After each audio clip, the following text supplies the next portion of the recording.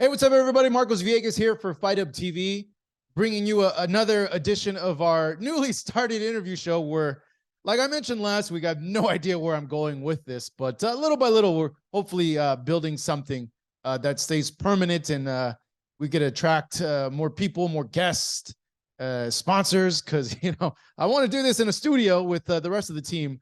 But welcome one, welcome all to another edition of this Fight Up TV interview show.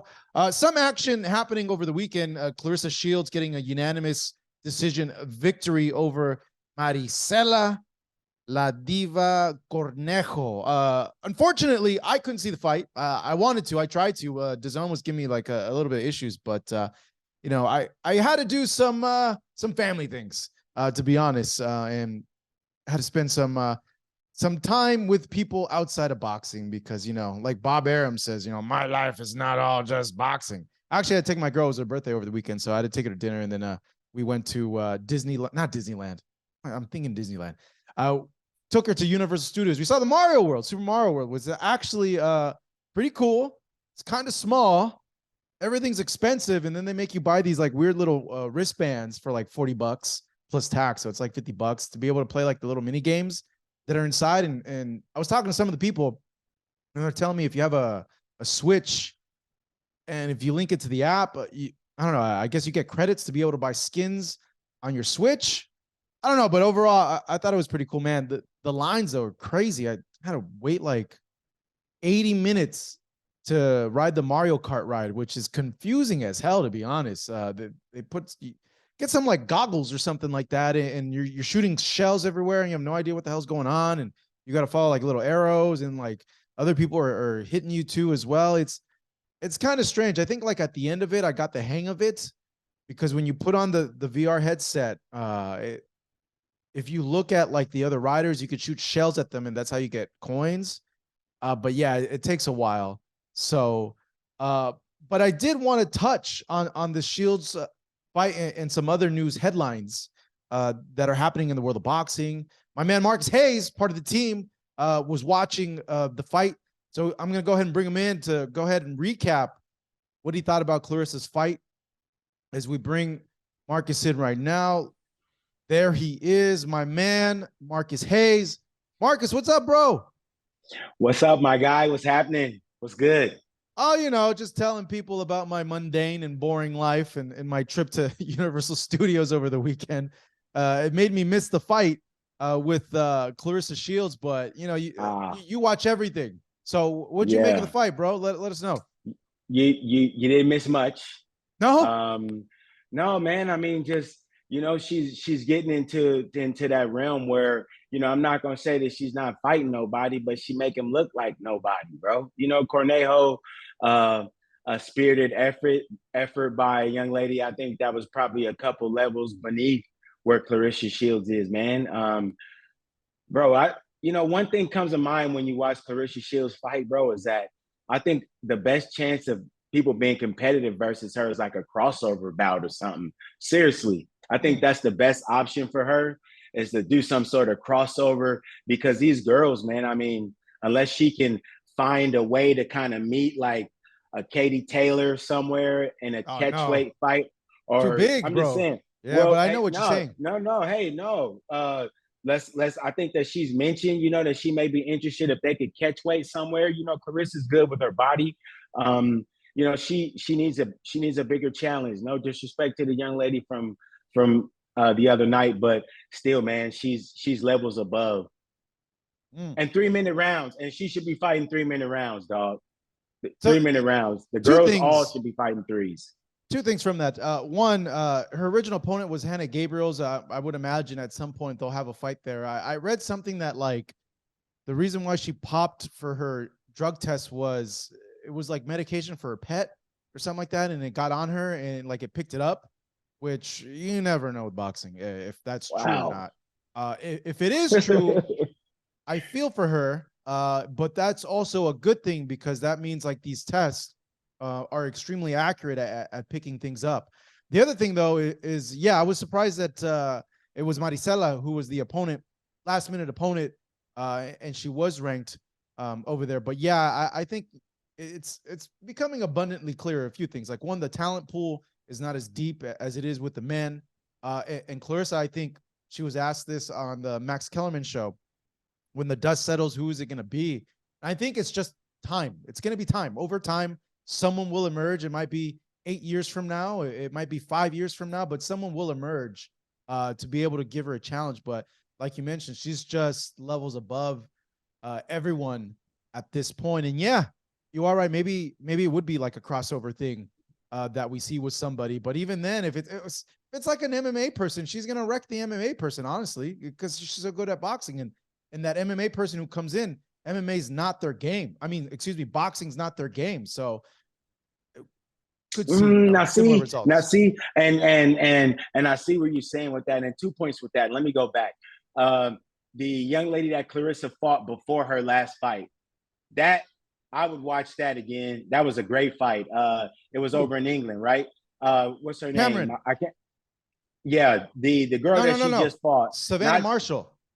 Savannah Marshall. Yeah, Shields yeah, Marshall. Shields Marshall too. With 3 minute rounds. That's a strong fight right there. So pause real quick. To watch that again. So that's the other thing I forgot to touch on. Like a lot of people are wondering, why is it 2 minute rounds for the women and 10 minutes in total? I think it's due to a study, and this was explained to me by the president of the WBC, Marisa Suleiman, that they did a joint study with the UCLA clinic that said the findings were that they noticed the women's ability to be able to take trauma to the head was not as well as the men.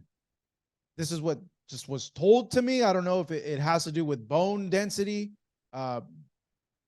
things of that nature, but I think because of that, that's why they went ahead with these rules. Not saying it's right or wrong. I don't know how long the study was, and I'm probably leaving out some very valid points that they made in this study that they did with UCLA. And we could get clarification on it as well. But I just from what I remember, that's what was told to me as to why there's 2 minute rounds and only 10 rounds. But sorry about that, Marcus. Go ahead and continue, bro. No, so okay. And with all due respect to Mauricio and the study, right? It was the UCLA people, and they just went with the study. It was like a recommendation. Women have babies, man. Women have babies, bro. So, I mean, I don't know what trauma is worse than that long-term trauma. I mean, if women have kids, I know that women are tough.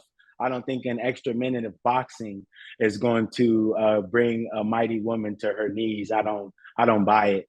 But we could have gone so many directions with how you ended that sentence just now, dog. Ooh. I'm just gonna keep my mouth shut, bro. But no, with that said, man, let's go over the news headlines from last week, man. One that came to me was I know this fight happened 2 weeks ago, but Michael Conlan getting knocked out, bro. I was surprised, but then in hindsight, I shouldn't be surprised because he was knocked out 2 fights ago through the ropes. I just thought that this guy, because he has his head up like an ostrich, that he fought like a Venado Lopez, that Mike was gonna catch him. Nah, man. I did watch that fight too. He got caught. He got caught, but he was getting caught continuously the whole fight. It wasn't like it was just one lucky punch. He was exchanging fire. And the other dude was a little bit sharper, man, and was able to tag him on the button. And again, one must think if he was knocked out the fight before the fight that he just got KO'd in, how fresh is his brain, right? They probably put him in with a softer touch. He looked old form, but one thing that don't lie is those punches, bro. The punches don't lie. Yeah, that's a good point. They maybe should have waited, but you can't pass up a world title opportunity. On the headlines, also, Tyson Fury to get a new mandatory soon. WBC president says Joshua is possible. I don't think it's possible. Eddie Hearn confirms an offer sent to Dillian White for Anthony Joshua rematch, targeted for August 12th. Shakur Stevenson unimpressed with Jermaine Ortiz, who fights this weekend on this Teofimo Lopez versus Josh Taylor card. He says he would beat the F out of him. Yeah, you know what, man? I caught up with Jermaine Ortiz after the last fight that we just had, Loma and Haney. Yeah. And Jermaine Ortiz was talking some smack, homie. Yeah. Jermaine Ortiz was talking some smack. Jermaine Ortiz seems to be not largely impressed with the group of lightweights out there right now, and he feels like he needs to be in the mix sooner rather than later. When I look at him, one thing that stood out, bro, is that's a big dude. Jermaine Ortiz is a big dude, bro. He's not a little guy. He looks like I saw him fight. I saw him fight against Loma. Yeah. I thought he impressed against Loma. I A lot thought of it was people a thought he lot won. closer. Yeah. It would be nice to see Shakur and Jermaine Ortiz. I think that would be some fireworks for as long as it lasts, man. That'd be a good fight. And Jermaine's at this point, he's a young kid, so he's not going to shy away from fights like that. Also, that's how the young guys are. Usyk finally speaks. He signed with Skill Challenge Promotions over in Saudi Arabia, which took me by surprise, to be honest. I don't know how many fights he signed for them. I would imagine it's a multi-million-dollar deal. He's confident that he can get this undisputed fight with Tyson Fury happening by the end of the year. And he's also spoke on the Haney versus Lomachenko fight. He says he had it 115 to 113 for Lomachenko. Well, a couple of things to unpack with that. When I talked to his coach, not his coach, I talked to Usyk's manager. Which one? Igas. Igas. I talked to Igas. Igas let me know, hey, that not Ugas, but Usyk is there's some package that they must be working on, some big fight package out in Saudi Arabia. Yeah, I think they have a fight scheduled for him in Poland, I believe, coming up. Let me try to find who that potential opponent is. Poland. Yeah, I think so. Hold on a second. That's too close to the combat zone. I mean, yeah, I know, right? No. Oh, Daniel Dubois. Yes, that's 12th. That's the mandatory. He was telling me that Igas was telling me that they've kind of turned all their sights to Dubois, which is an interesting bout. Dubois, a big guy. I just wonder if he's going to be able to deal with the speed. We saw him actually kind of get outbanged by Joe Joyce and outsped in different points in the fight, which should be terribly concerning to him and his camp and his fans if no improvement has been made. But he has been on a streak since that loss. So, I mean, cheers to him, man. Biggest fight of his career coming up.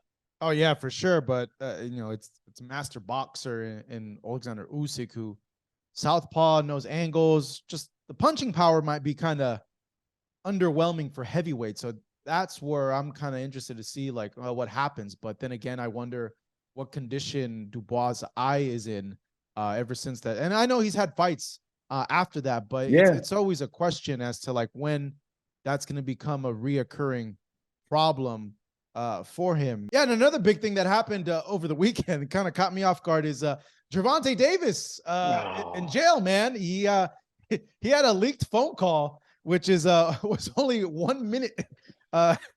He was doing the call, and I felt like, damn, this is for real. Because he's talking and he goes, "You have 1 minute left.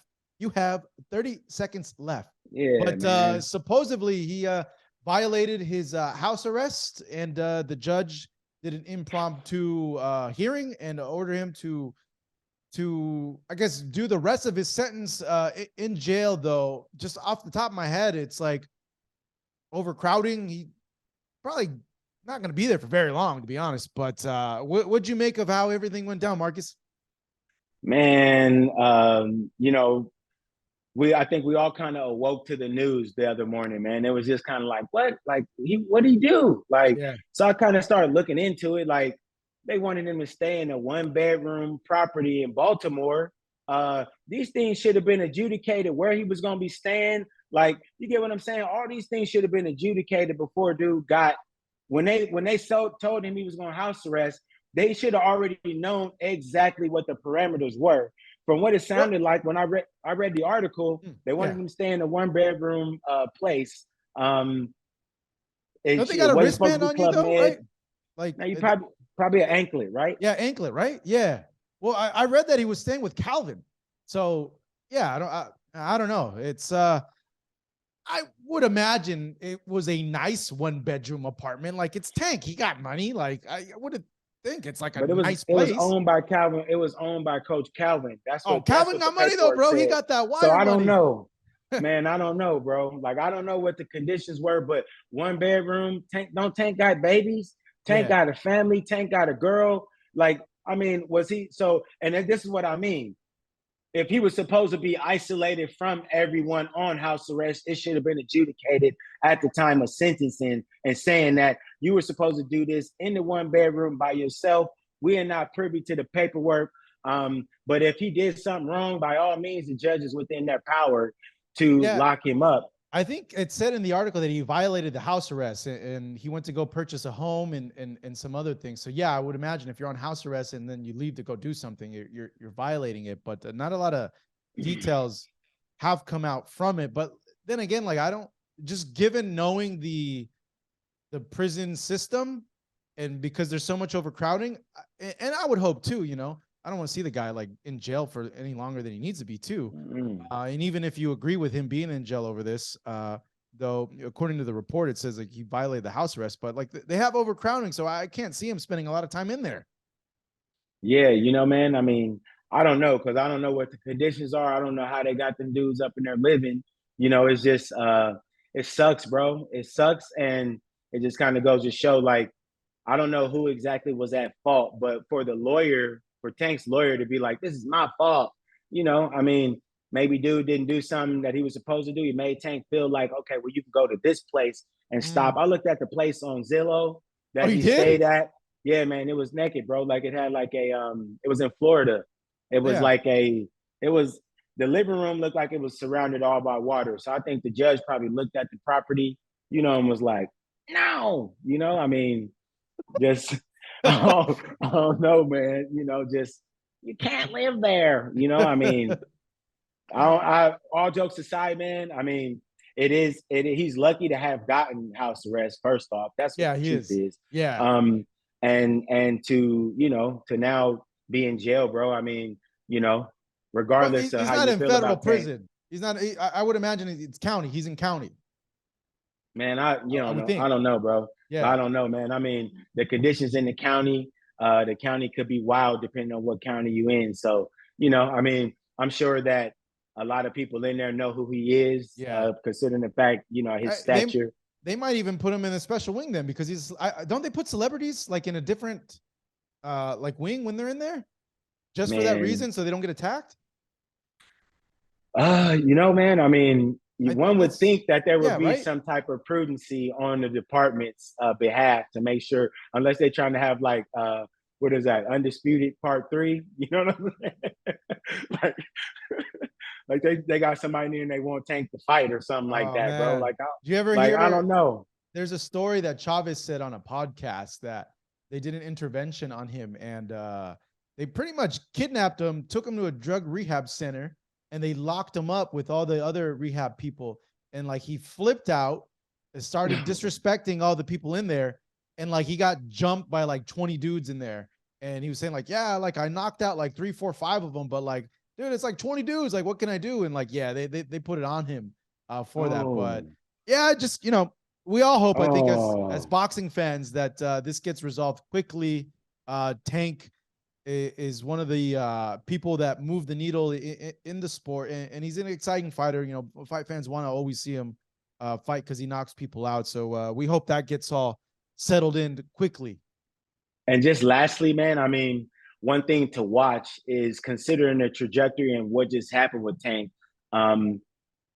Where's Floyd Mayweather Jr. with him? Because now, again, man, I mean, Floyd Mayweather Jr. is the only person that could advise him as to what he's going through right now, being a championship level fighter and being incarcerated for, I think Floyd was actually in there for like 6 months or something like that, right? Was like 3, 4 months.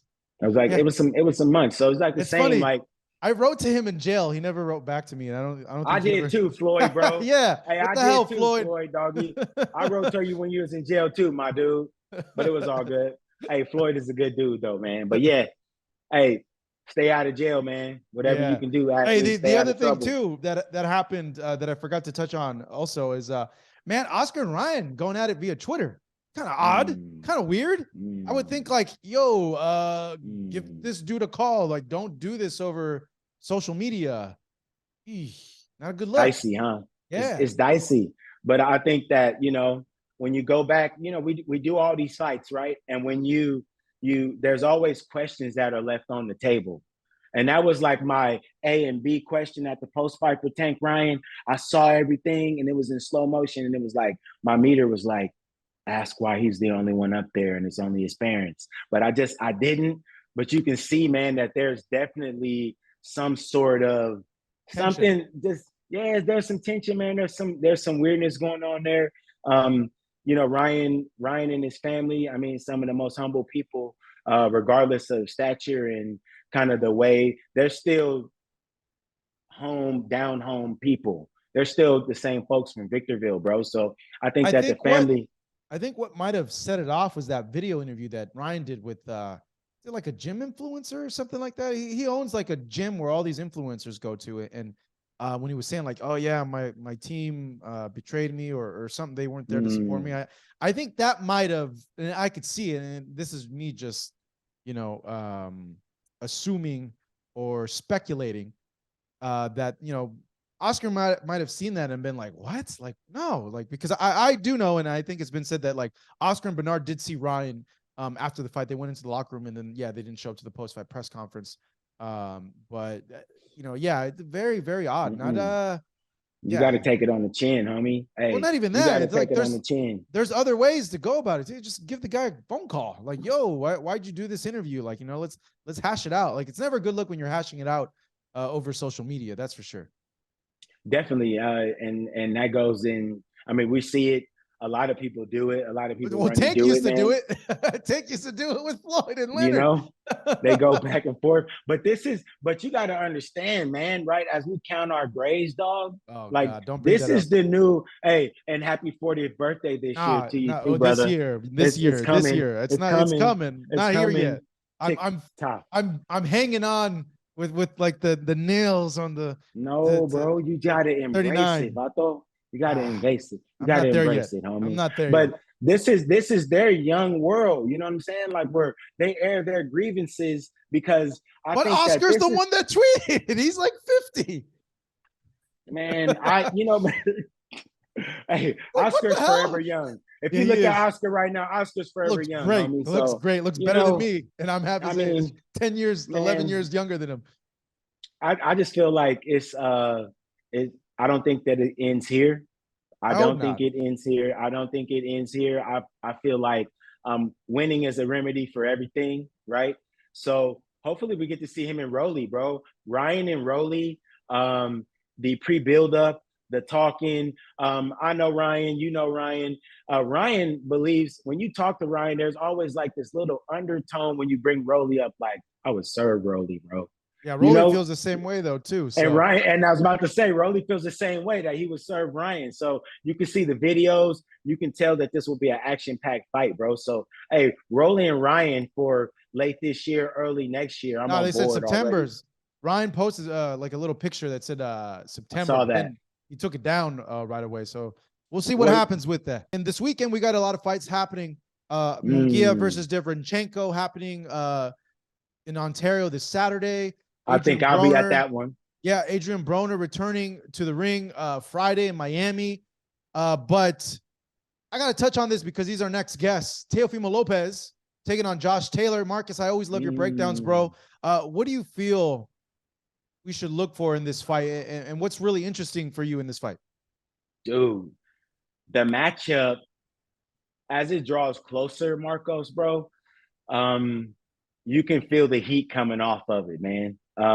You really can. I've been kind of paying attention to these guys on social media and watching the stuff that ESPN's been putting out. Josh Taylor looks back in form, at least as far as his energy, with the personality, being annoyed and short with his opponent. I think this coming fight week, is going to be huge for Teofimo Lopez. Teofimo Lopez cannot afford to give any ground to Josh Taylor in the mind game department.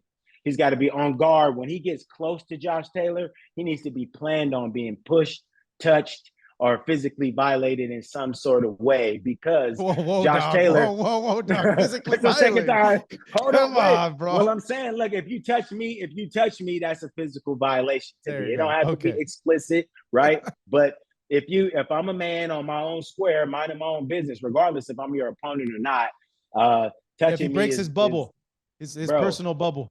the personal space thing is going to be a big deal. The mind games, if you That's remember, like man, honestly, that Chappelle show skit. Like, you're too close, bro. You're too close. you're too close. Dylon. Yeah, there you go. Dylon. I spit hot fire like Dylon. Like Dylon. No, man, I think that, like, when you go back to Ramirez, I think Ramirez lost that fight during fight week. He lost the first 2 rounds to Josh Taylor in that fight. He lost the mental edge. He had to catch up during the fight. I think he went through some adversity. He did take some big shots. He went down a couple of times. He fought like a warrior, but I felt like going into the bout, Josh Taylor might have gotten in his mind a little more. In specific, when he pushed Ramirez, do you remember when there was a long, they kind of walked to each other, and the way that he shoved Ramirez, it was so cold and so callous. And if you looked at Ramirez looked like his feelings were hurt a little bit, man. I think that Teofimo's got to be the Teofimo that fought against Loma. He got to be that dog. He has to be nasty at times and willing. Look, this fight is going to be bloody. This fight is going to be, I think it's going to go to a decision. I don't think that we're going to get a knockout. I'd be surprised if one guy knocked each other out, but I do think it's going to be a punishing fight, man. And I think that both trainers are going to be taking long looks at their guys. Tough fight, bro.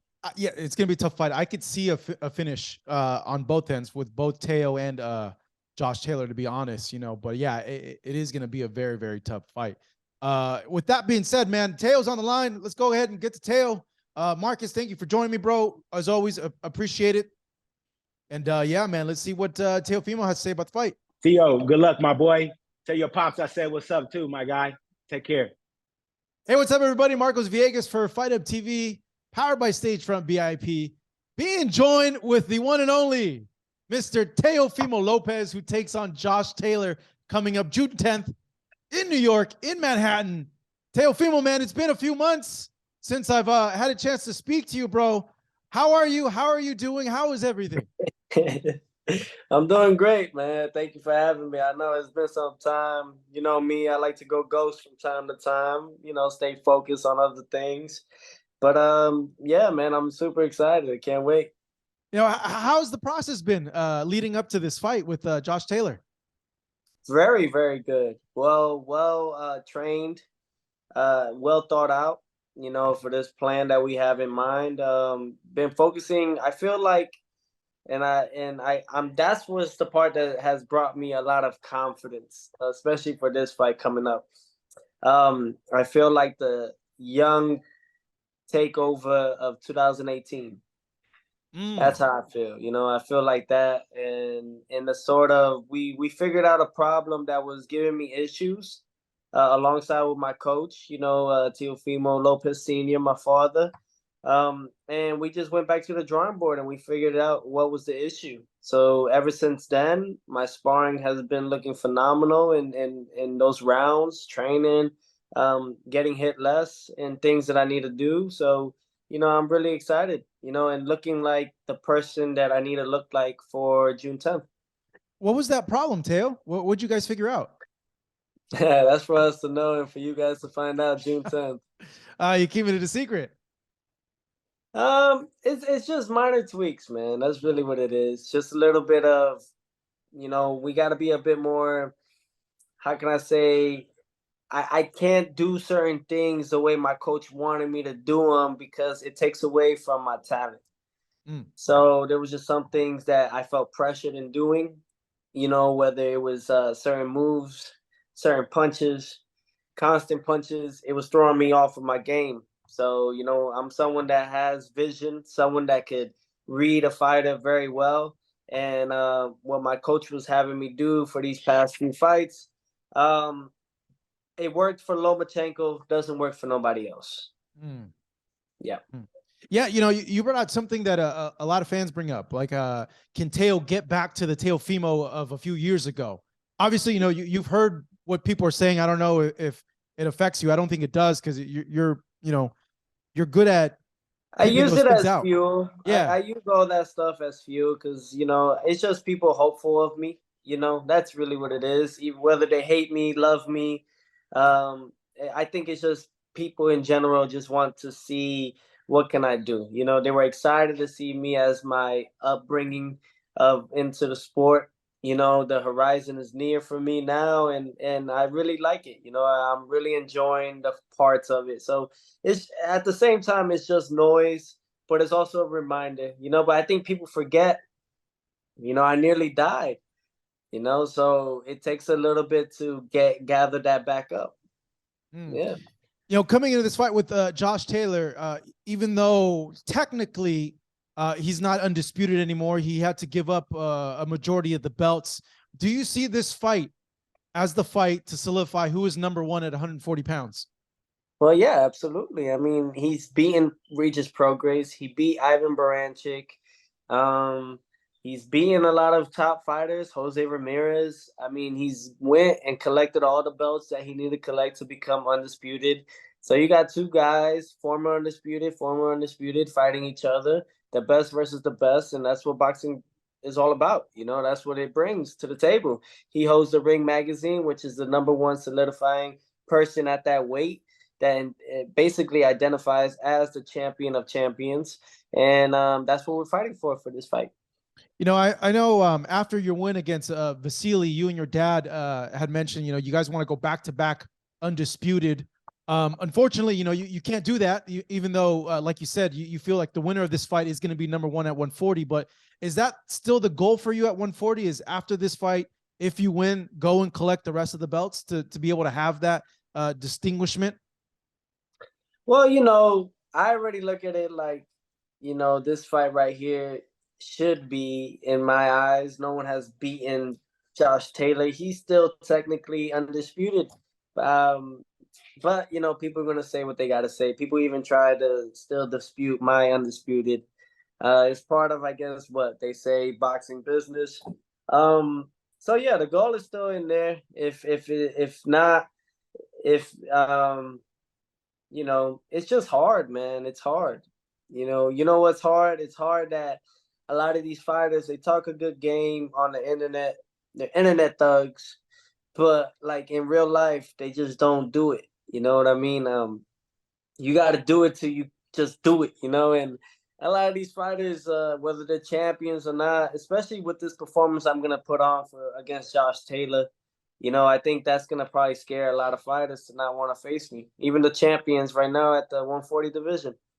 But this fight right here, the Ring magazine, is the 100th year anniversary. Beating Josh Taylor makes me the kingpin of 140. For you, you mentioned these fighters. Is there anyone in particular that comes to mind, or you think just in general? Because I think lately we've seen a lot of the younger fighters, Devin, Ryan, want to have these tough fights. And I've told people I feel that you kind of set the tone for that when you went and faced Lomachenko in a fight that a lot of people counted you as the underdog and thought you were crazy to do. But overall, what do you make of all that?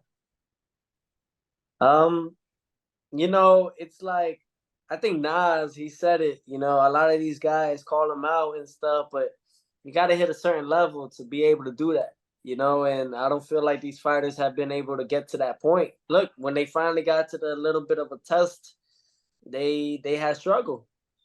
They struggled big time too.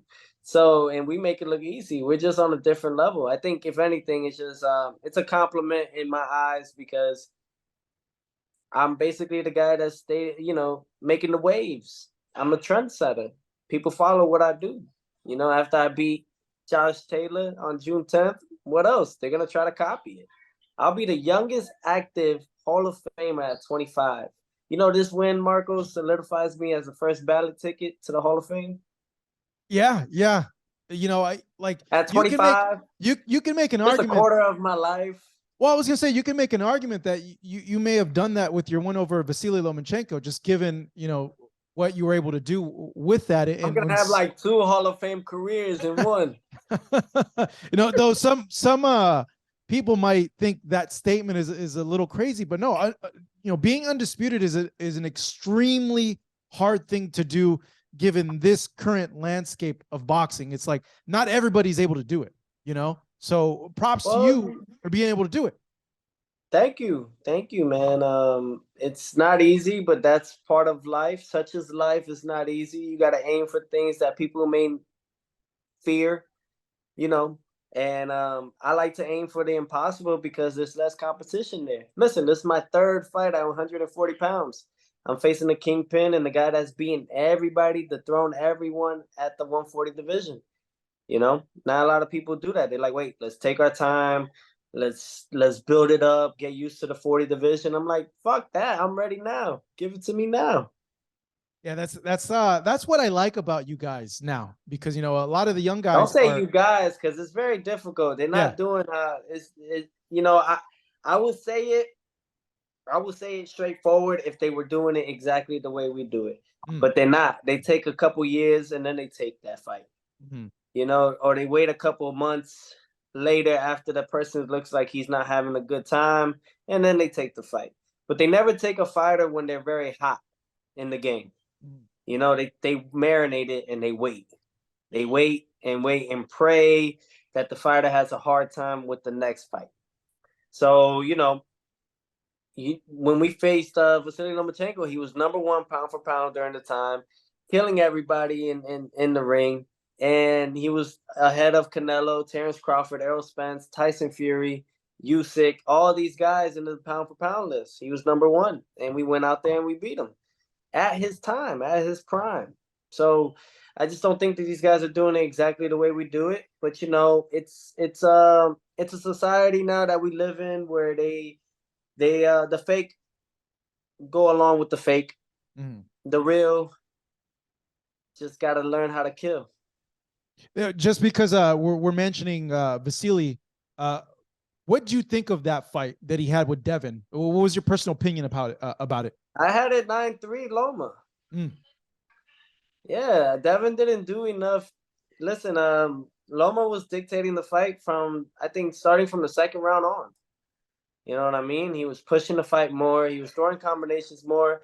It's just that people got to look at these fights without the commentators. Commentators try to make it very, very one-sided. It's interesting to see that you have commentators that their job is to require on 2 things, and those 2 things are keep your view to the fans equal, right? If one fighter is doing good, you talk about it. If one other fighter is doing good on that round, you speak on it.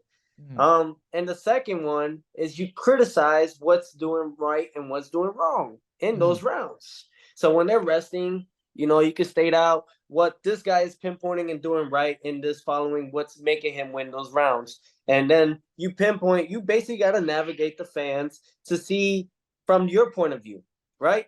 But it's so hard when you just one-sided to one guy. It's so hard, because then what you're doing is just influencing them to see only one winner, not the other way around. See, every time I notice Andre Ward and Tim Bradley, which I don't even know how Tim Bradley's in the Hall of Fame, to be real. I don't understand that part. I don't think he's a Hall of Famer. Andre Ward could be what it is. All right, he finished undefeated, and he faced some tough, calibrated fighters. I don't think Bradley is a Hall of Famer. There's other guys, other fucking fighters that definitely outdid his career and his resume. Bradley, I believe, was a 2-weight world champion. Won the title. Yeah. I think he won the title in England. Beat Juan Manuel Marquez, who's a Hall of Famer. A lot of people would be like, "Hey, no, he did a lot to be in the Hall of Fame."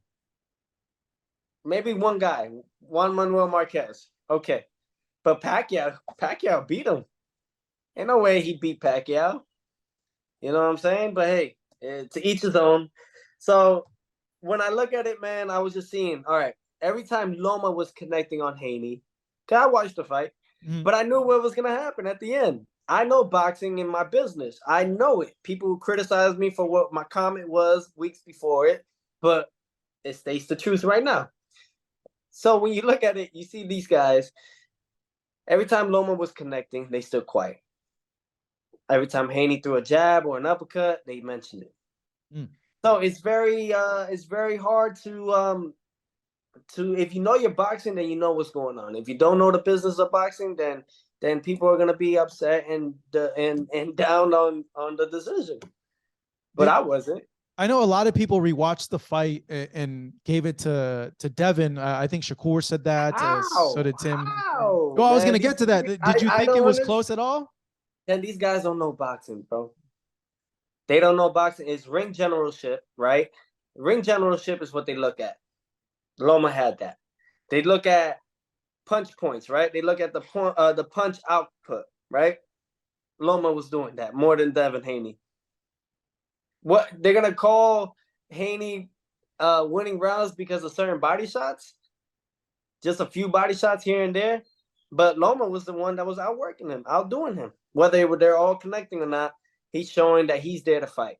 Devin was more on the back end, looking at his dad and like basically telling him, "Dad, help me. Help me. I don't know what to do." He figured me out. How are you undisputed champion? You get, man, you just a true, like Floyd Mayweather, basically the guy that they're trying to have him look like now. They're trying to have him look like the Floyd Mayweather 2.0. Floyd says it the best. A true champion can adapt to anything. So if a fighter adapts to you, if you're a true champion like you say you are, you'll be able to figure that part out too. Don't look at your daddy to go and help you, because he ain't going to help you. My father don't help me when I'm in there. He navigates me, tells me certain situations that I could do to beat this guy, but it's up to us as a fighter. But hey, man, that's how I look at the sport, man. It's starting to be very soft.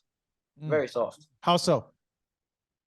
Because, man, everybody's just trying to, how can I say? Everyone is looking at it like this, man. A lot of these people are just trying to build their records, but not facing fighters that are going to be very, that's going to give them challenges. They're not. How you say you're the best, but yet you ain't fighting the best?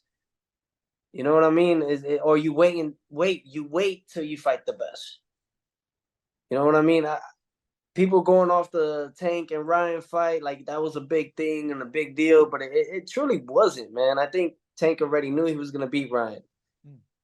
Because Ryan is more on looking at and siding for the females and trying to be social media. He did that. You know what I mean? Tank is out there trying to make more noise. You know, he's trying to fight the guys that he needs to fight. But at the same time, he's not fighting the toughest competition out there. If you really wanted to fight the toughest competition out there, you call me out. I'm not doing that. You know? So I just look at it like real recognizes real. And, you know, a lot of these people are being helped by the industry of boxing. Man, there's so much I want to talk to you about, Teo, but I do have to touch on this fight with Josh Taylor that you're having. You know, based on what you've seen of Josh, what do you make of him, and do you feel that the last fight you can get a lot from that, or do you think that last fight you shouldn't count it?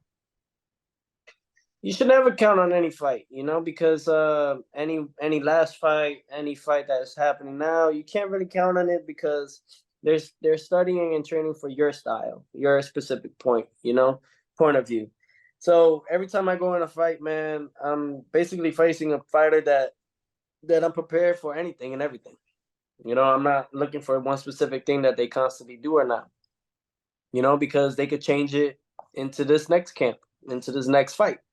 So, you know, but I understand the magnitude of this fight. I understand my place in it. You know, he's the champion. I'm the challenger again.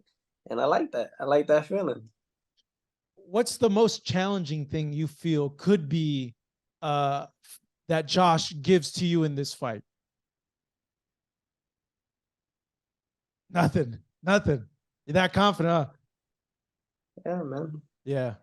When I win, you guys are all going to be surprised, but I'm just going to be like, I've been here before. I've done this. You know, but I just, you know, just like Jesus, people didn't believe him until he did what he did and until it happened. But he knew it was going to be what it was. Not saying that I'm Jesus now. Hold up. I pray my Lord. Because people are going to say that in the comment section. Of course they are. Of course they are. So let me, but that's my king. That's my leader. Yeah. First and foremost, that's who I bow my knee to. But when it comes to it, man, yeah, people just don't know until you do it, right? So that's the only way. And although sometimes life could be boring because of it. Sometimes.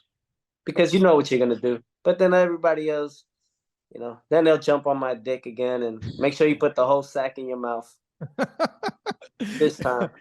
Yeah, I've been doing a bit of research, and I know that you've been watching a lot of tape of Josh Taylor. I have. From that, I guess, where does Which I don't do. Yeah, you don't normally do. Yeah. Done that. I've So never done what spurred you for this fight? Why did you do that for Josh? Is it because you understand, like, hey, you know what? He is really, really good. Maybe I should go look at tape of him. No. It's not even that. It's just like I never looked at tape because I felt like it was cheating. Yeah. I know people are gonna be like, what? Yeah. But I'm just not your ordinary fighter. I'm not the guy that goes and wakes up at 9 a.m. or 6 a.m. and go run and stuff like that. Nah, man. I just do things differently. It works for me. Everybody's different. I always thought of looking at fighters as a cheat code. But for this fight, yeah, I'm gonna cheat. So let me cheat, watching him, see how he moves and things, because I could pinpoint certain things that a fighter does. Everything is boxing's a dance, so I gotta know my dance partner for this fight, I suppose. And I kind of want to know how to look at my greatest. That's really why I'm doing it. I'm cheating for myself, not cheating for him, not cheating because I think that he has something that I'm not ready for. No. I've seen it all. I'm prepared for it all.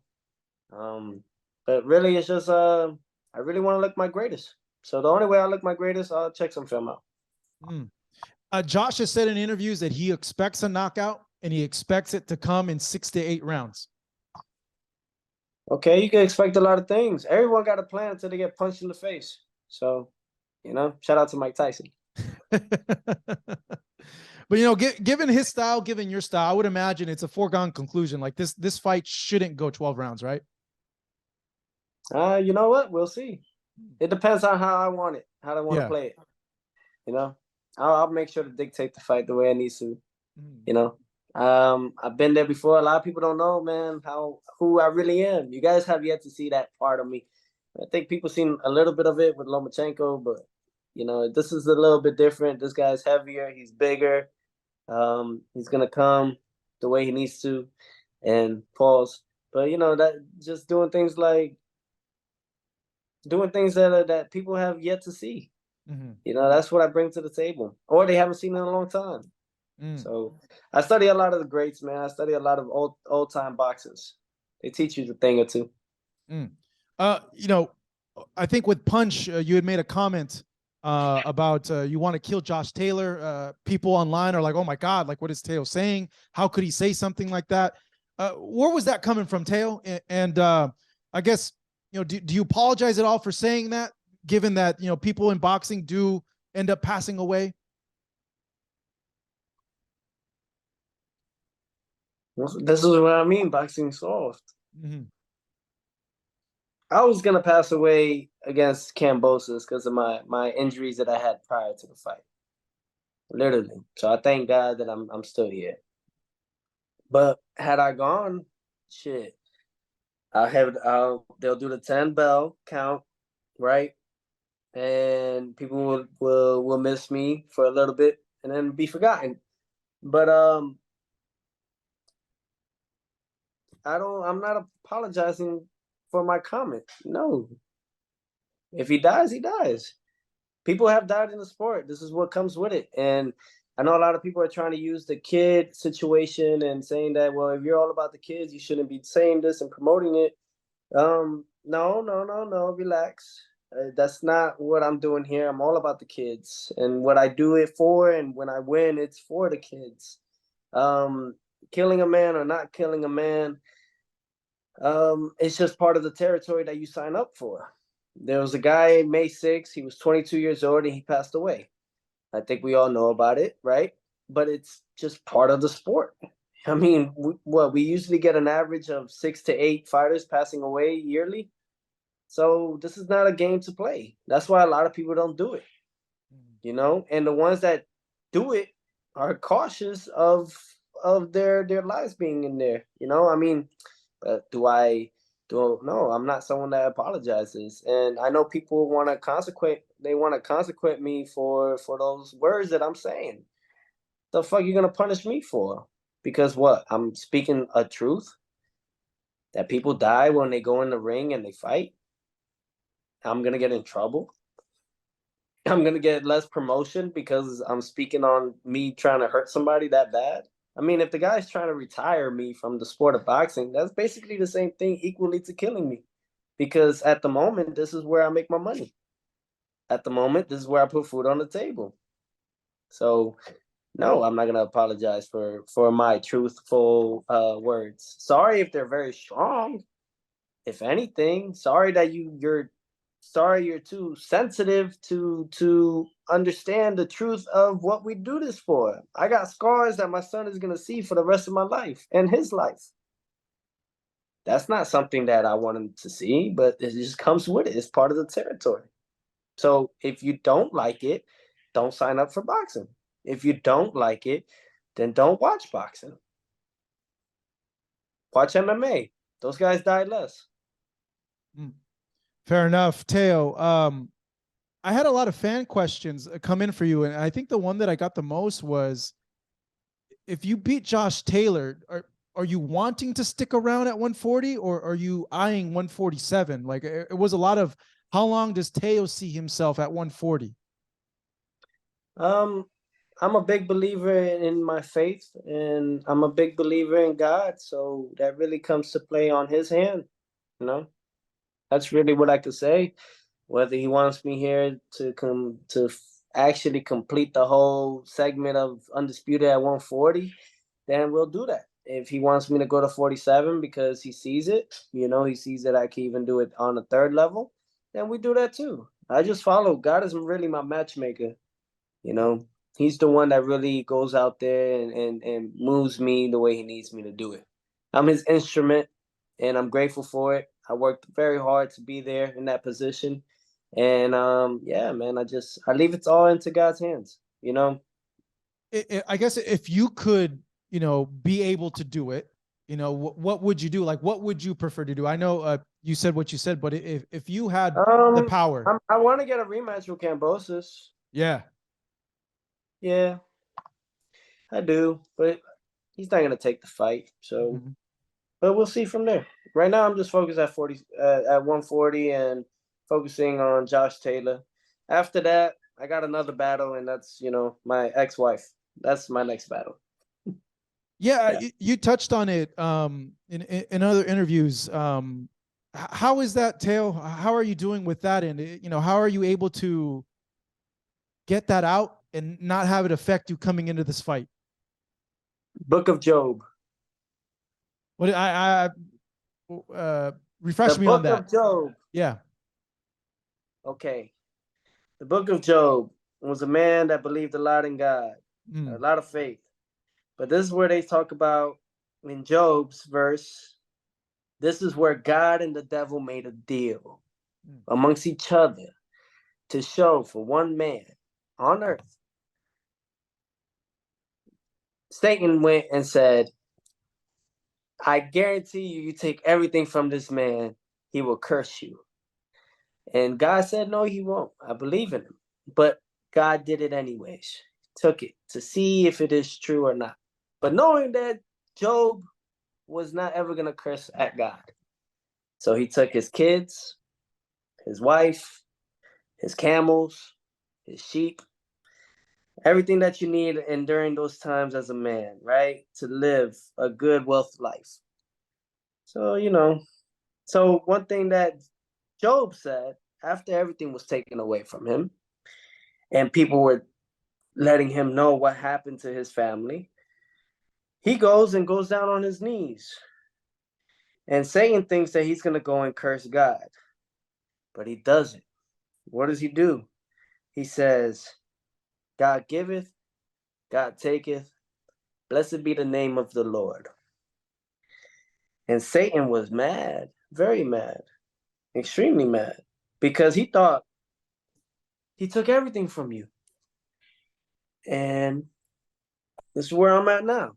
So I'm like in a resurrection of the book of Job. I look at it like that. If everything's being taken away from me, when I beat George Kambosos, everyone else is gonna da and all the cuts and how it looks. I beat him, watch it without commentators.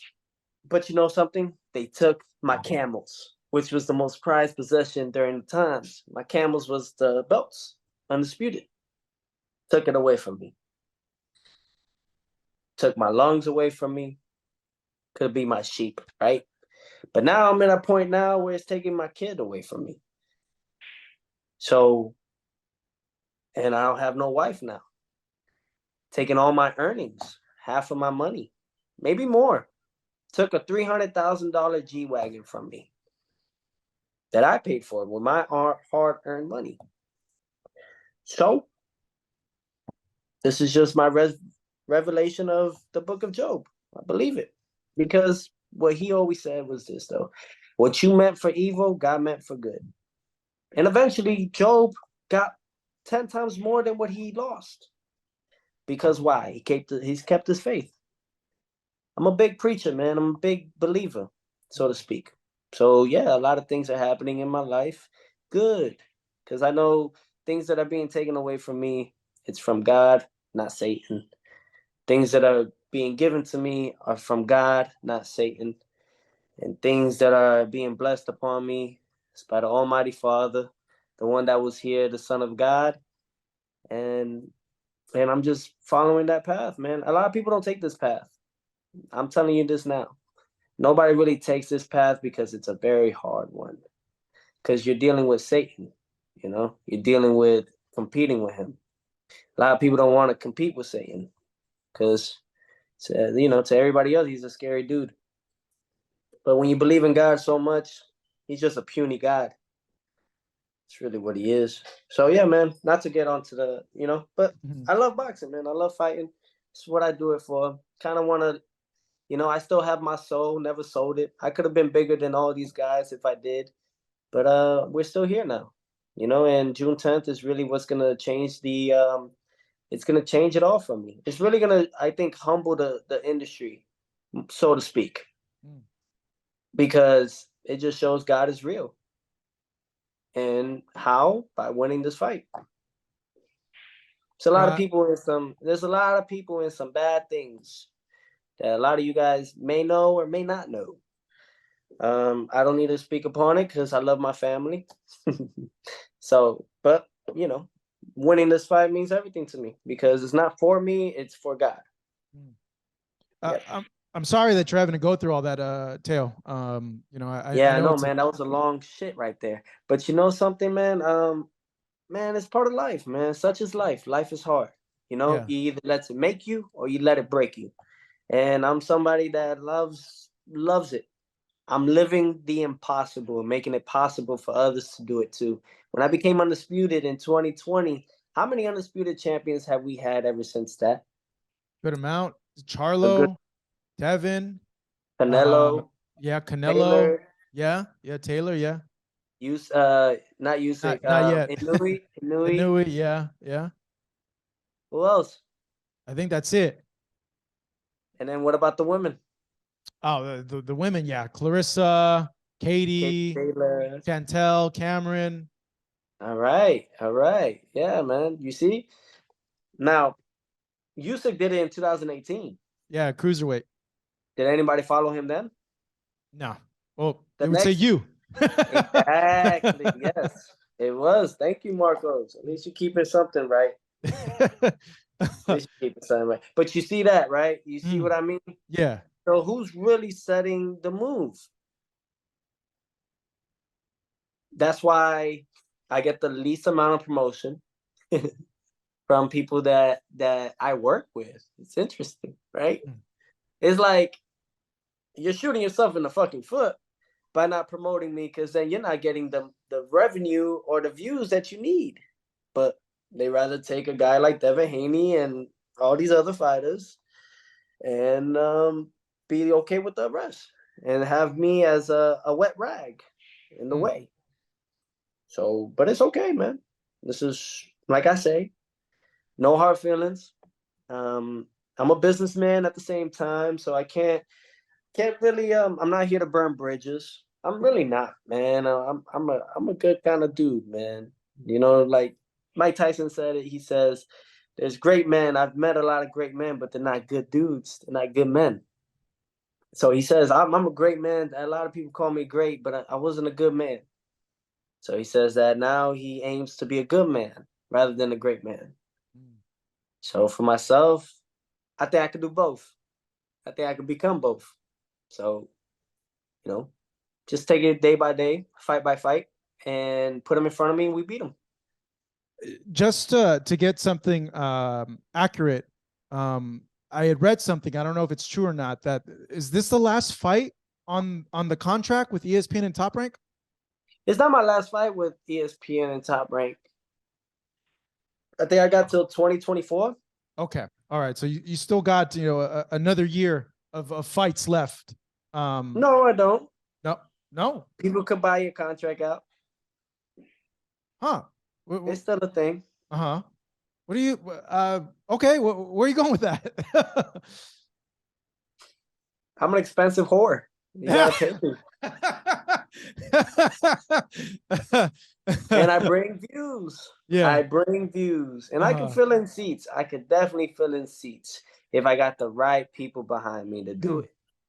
Get me? Yeah. So yeah. This fight, I'm trying to look so pretty, so handsome. So I want to shine so bright that your eyes burn before you even walk in the room. It's just really what it is. So how do I do it? I look good doing it. I fight great looking like it. And then we beat the top guy. And then, hey, who wants me on their network? Who wants the highest views on their network? I mean, I still hold the highest ratings on ESPN, 4.3 million views. Still, to this day, in boxing, to this day. And that was in 2020. We're in 2023 now. You know what I mean? So, yeah, man, I'm just really aiming for who wants to buy me out. It's not going to be a big deal. It's not going to be a lot of money for them to buy me out because I'm at the end of my contract. They don't want me anyways. So it's a win-win-win for everybody.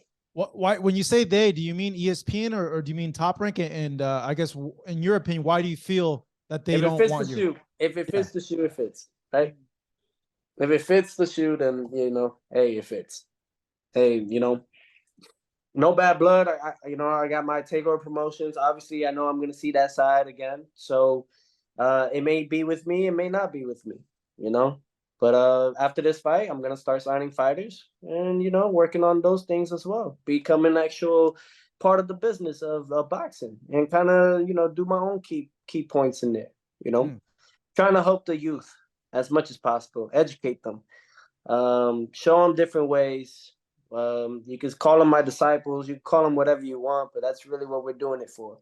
Here to set a better movement, a better tent for boxing. I have a lot of good people. I have a lot of investors that watch me, a lot of networks outside of even the sport of boxing that are interested. So just weighing my options, man. But none of that matters until we win.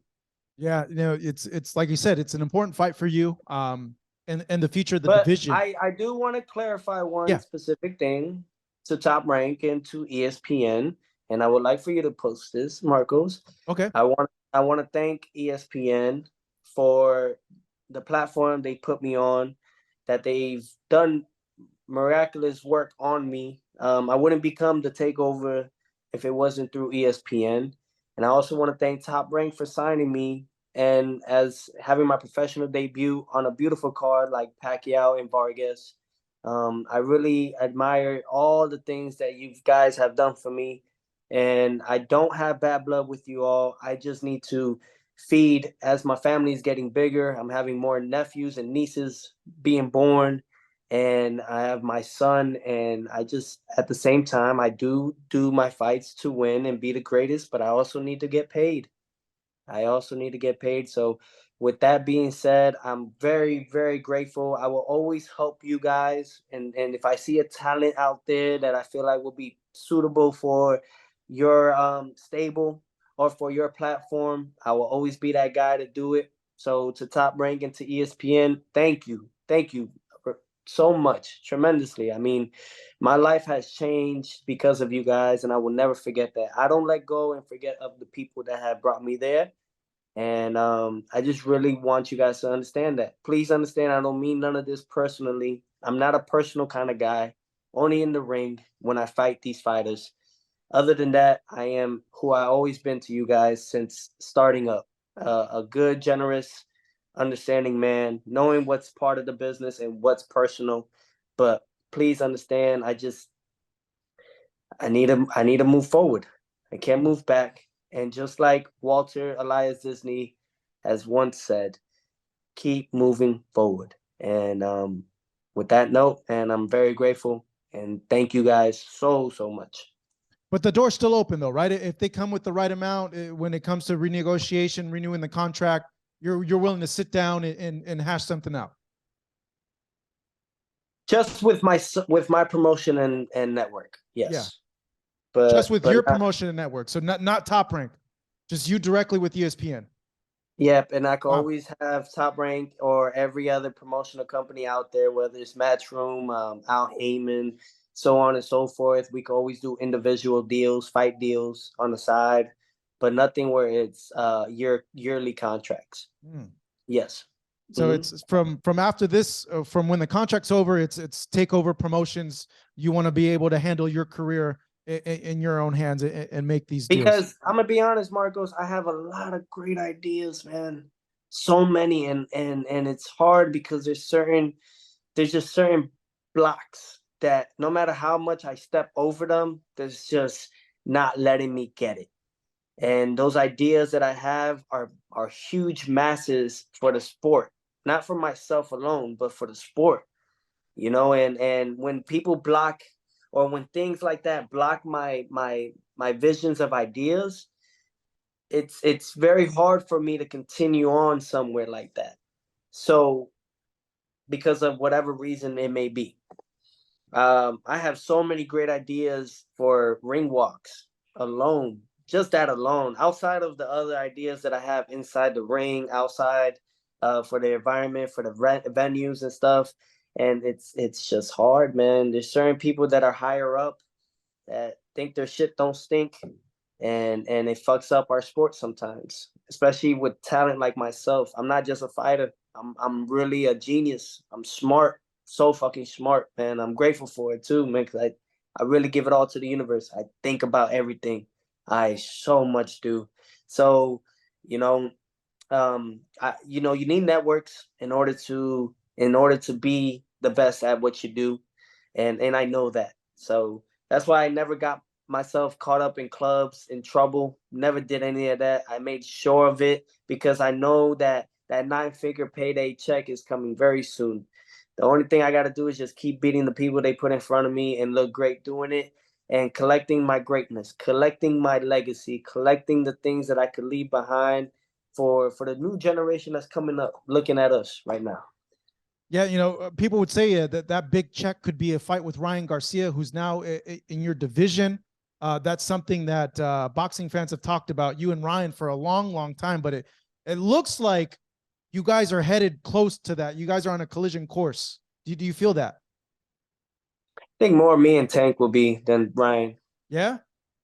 Yeah. I like facing the guys that beat the guy rather than the guy that lost to the guy. The thing is, though, will Tank go up to 140? He's sitting at home for 90 days. We'll see. Mm.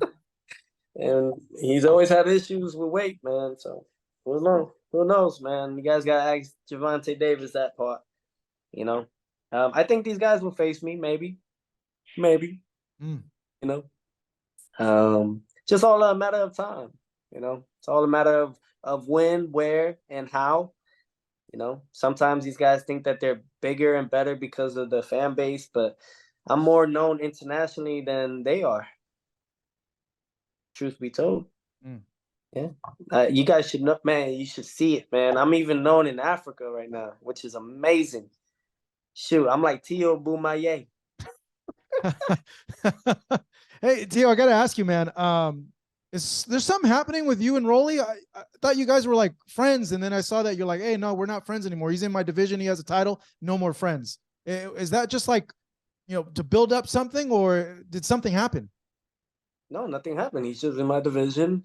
I told Rolly, hey, you fighting for the title. I'm gonna end up having to fight you.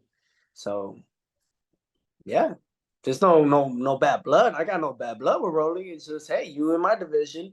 You hold the WBA Super World title. And if people are claiming that I'm not going to be undisputed or two-time undisputed with this fight, well, you either let go of the belt or you're in my way. You're in my way of my greatness. There's no hard feelings. This is just a sport. This is the fight game. This is competition.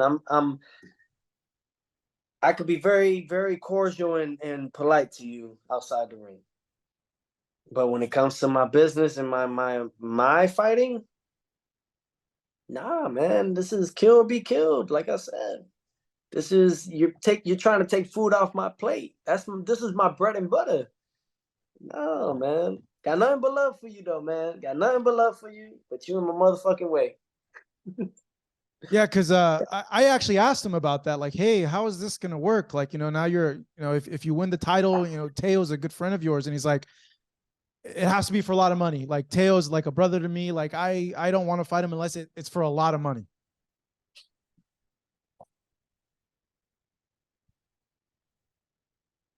You're like, yeah. I don't know. What are you thinking? I don't know. What do I do? Yeah. What do I do? You know what I'm saying? Hey, man. I don't know. Just focusing on Josh Taylor now. I guess, yeah, that's when that time comes, I guess you'll figure out what to do, Not me. It's him. He got to figure out what to do. Yes. Because you're saying, nah, like you're exactly what you just said right now. Like that's in the way of your goal. Belts. Listen, I go for my titles. I go for the world titles. I go for history, remaking history, breaking records, making records. So, it's not really on my part. It's just on the other fighters' part. You know, and Rolly, yeah, me and Rolly got great memories and stuff. But, at the same time, I gotta do what I gotta do for my legacy. I wouldn't be Teofimo if I didn't. I wouldn't be known as the Takeover if I didn't. So I'm not just here to promote a fight or talk smack or do all the nonsense that a lot of fighters may have done. I'm actually here to make a statement and leave it behind for the other ones to follow. Anyone that wants to be like Teofimo, great. Just know it's going to take a lot of hard work. Just know that it's going to take a lot of discipline. And it's going to take a lot of those sacrifices that you got to go and take away from going out partying and hanging out with friends and all that stuff. That's what I did. And it's got me where I'm at. Sponsored by Nestle with Nesquik, sponsored by Essentia Water, sponsored by Bud Light, sponsored by Rain Energy, which is the Monster Energy, sponsored by Disney. So, the list goes on and on. Things that people have yet to see. Why? Because I know how to talk. I know I did the media training, did the things that I need to say, did the things that I needed to do. And, yeah, man, I'm just trying to help, man. If anybody, put this here. If you guys don't like me and dislike me, because hate is a very strong word, I think. But if you dislike me a lot, all you gotta do is come up to me and just ask me, Teofimo, how did you do it? How do you do it? Because I dislike you because I want to be like you. Just be honest with me. I won't ever put you out there. I won't ever put you out there. It's like that movie. They hate us because they ain't us. I forget which comedy movie. Oh yeah, the interview. It is. It's the interview. Like we have it right now. You mentioned you want a rematch with George. George has said in interviews that he feels he took your confidence away and you haven't been the same fighter since then. For you, why is that important for you to get that rematch against him? Well, he fought a wounded, very sick fighter. I was very ill. I shouldn't even have done what I did. But my ego literally got in the way. It happened the night before the fight, and my father wanted to take me to the hospital, but I already knew what was going to happen. I mean, we've talked about this numerous of times, so it doesn't matter anymore. But George is just a guy that's going off of my name, and that's it. You know, he could say that he beat Teofimo, but which kind of Teofimo did you really beat? You know, but hey, some guys like him, they're fine with living in a lie. They're fine with all that stuff. So it's cool. Yeah, I got to ask you too. Just some fights that got announced, Teo. I want to get your take. Spence and Crawford. Yeah, well, last time we talked, you called it what? Takeover talks. So or takeover. So this edition of Takeover. Hey, yeah, you mentioned it, Spence Crawford, bro. Break that down for us, man. Who do you see as the guy coming out with their hand raised on that night? It's a good question, man. I've been getting asked this, and I still to this day get like, I'm like, man, it's still hard. It's still a hard decision, but part of me sides with Spence. Only reason why being he's good at body placements, body shots, very good, accurate with them. He knows when to throw them, and you know, southpaw. He's a little bit more tall, lanky. I think that he'll read Crawford a bit more, in the sense, you know, and also on top of it, he has the ring generalship. That he has the experience. You know, he's faced top calibrated fighters. He's collected each belt from each one. And you know, I think he has shown adversity. Not saying that, you know, Terence Crawford doesn't show that. Just stating off of his end. What Crawford does is a very dangerous type of deal that you got to deal with. He's ambidextrous. He goes southpaw, goes orthodox. He's able to counter when you're throwing midway. So it's a great matchup, great fight. Crawford's a bit chinny, but you know, to what extent, right? To what extent?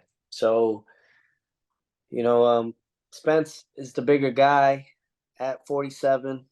I think he's a bit stronger than Crawford, but Crawford is just his body's growing into that division a lot more.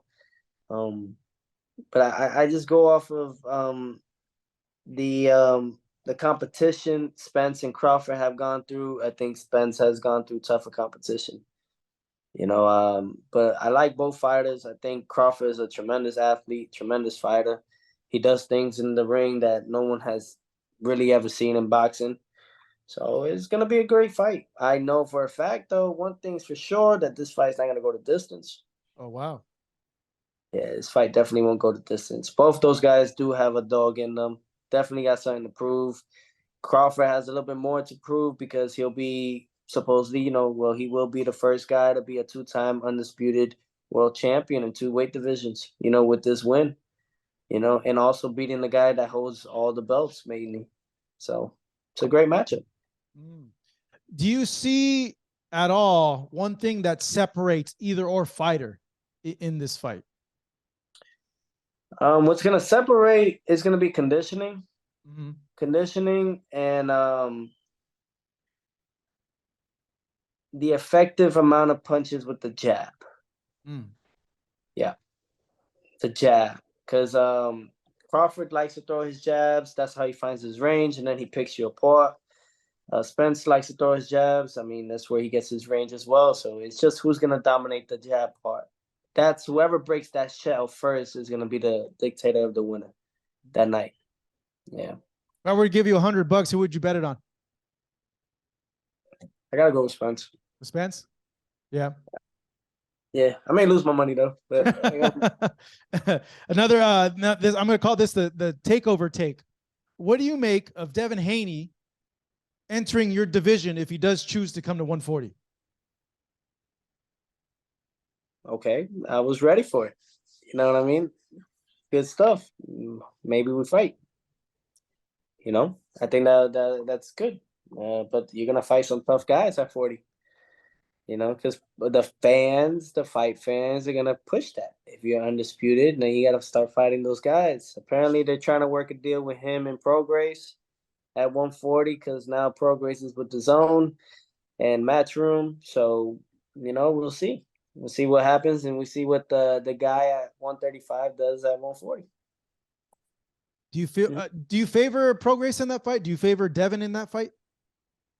Oh, against each other? Yeah. Prograis. Prograis. Why? Yeah.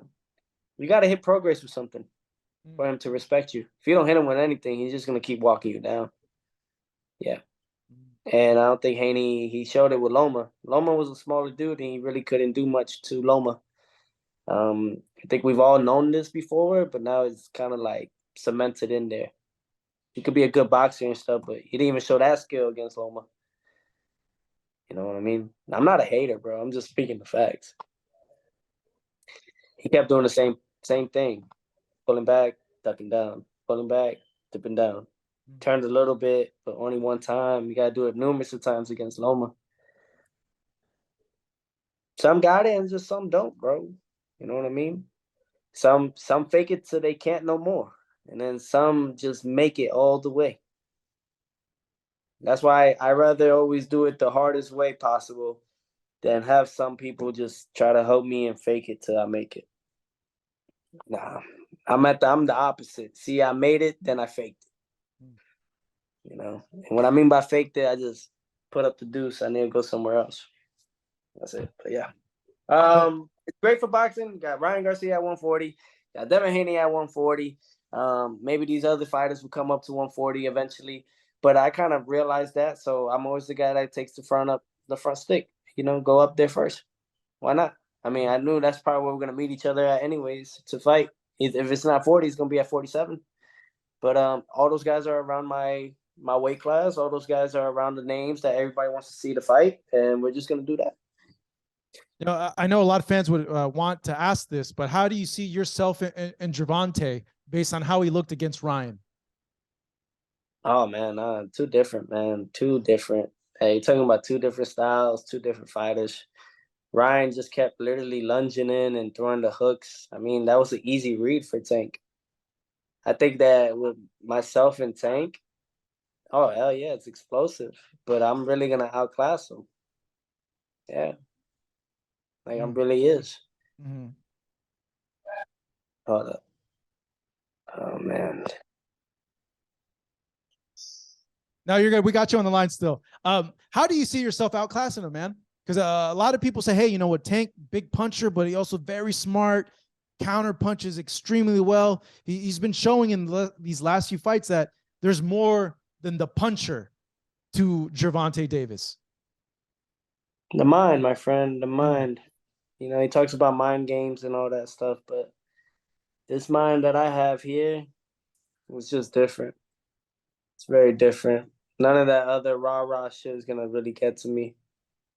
None of that, none of the punching, none of the explosiveness, nah, man. It's just we really know how to weather the storm.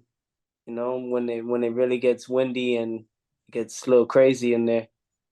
I've been through some rough things, a lot stronger. And the thing is that why I say that is because Tank or Gervonta Davis or anything he's been pro before me. But the main thing, he's been catered more than I've been and pampered more than I've ever been. And he showed me that he doesn't really quite believe in himself. Because if a man believes in himself and his ability, he takes a fight against Vasily Lomachenko in 2016, 2017. I've had my manager say, don't take that fight. And I said, no, what the fuck? The fuck? I'm going to take that fight and we're going to show how great we are. So the mind game, there's a little weak crack in there that I distinguished and saw in Tank years ago. People give it up before they even know. So if a fight between me and Tank ever come about, I've already won the fight before we even get there. a lot of people have mentioned that point that you mentioned that, you know, why didn't he fight Lomachenko years ago? People now say like, hey, now he looks like he's complete, like he's ready, like he's really is in his prime, in his I moment. wasn't maybe. ready. Come on, I wasn't ready. I was 23. Mhm. When they were asking Tank to fight Loma, I think he was 22, 23. Come on. Don't have me do this to you, Marcos. Hey, I'm just asking the questions, just asking the questions. But you did bring up a good point. But they're saying like, no, Tank now, he's mature, he's ready, he's at his peak.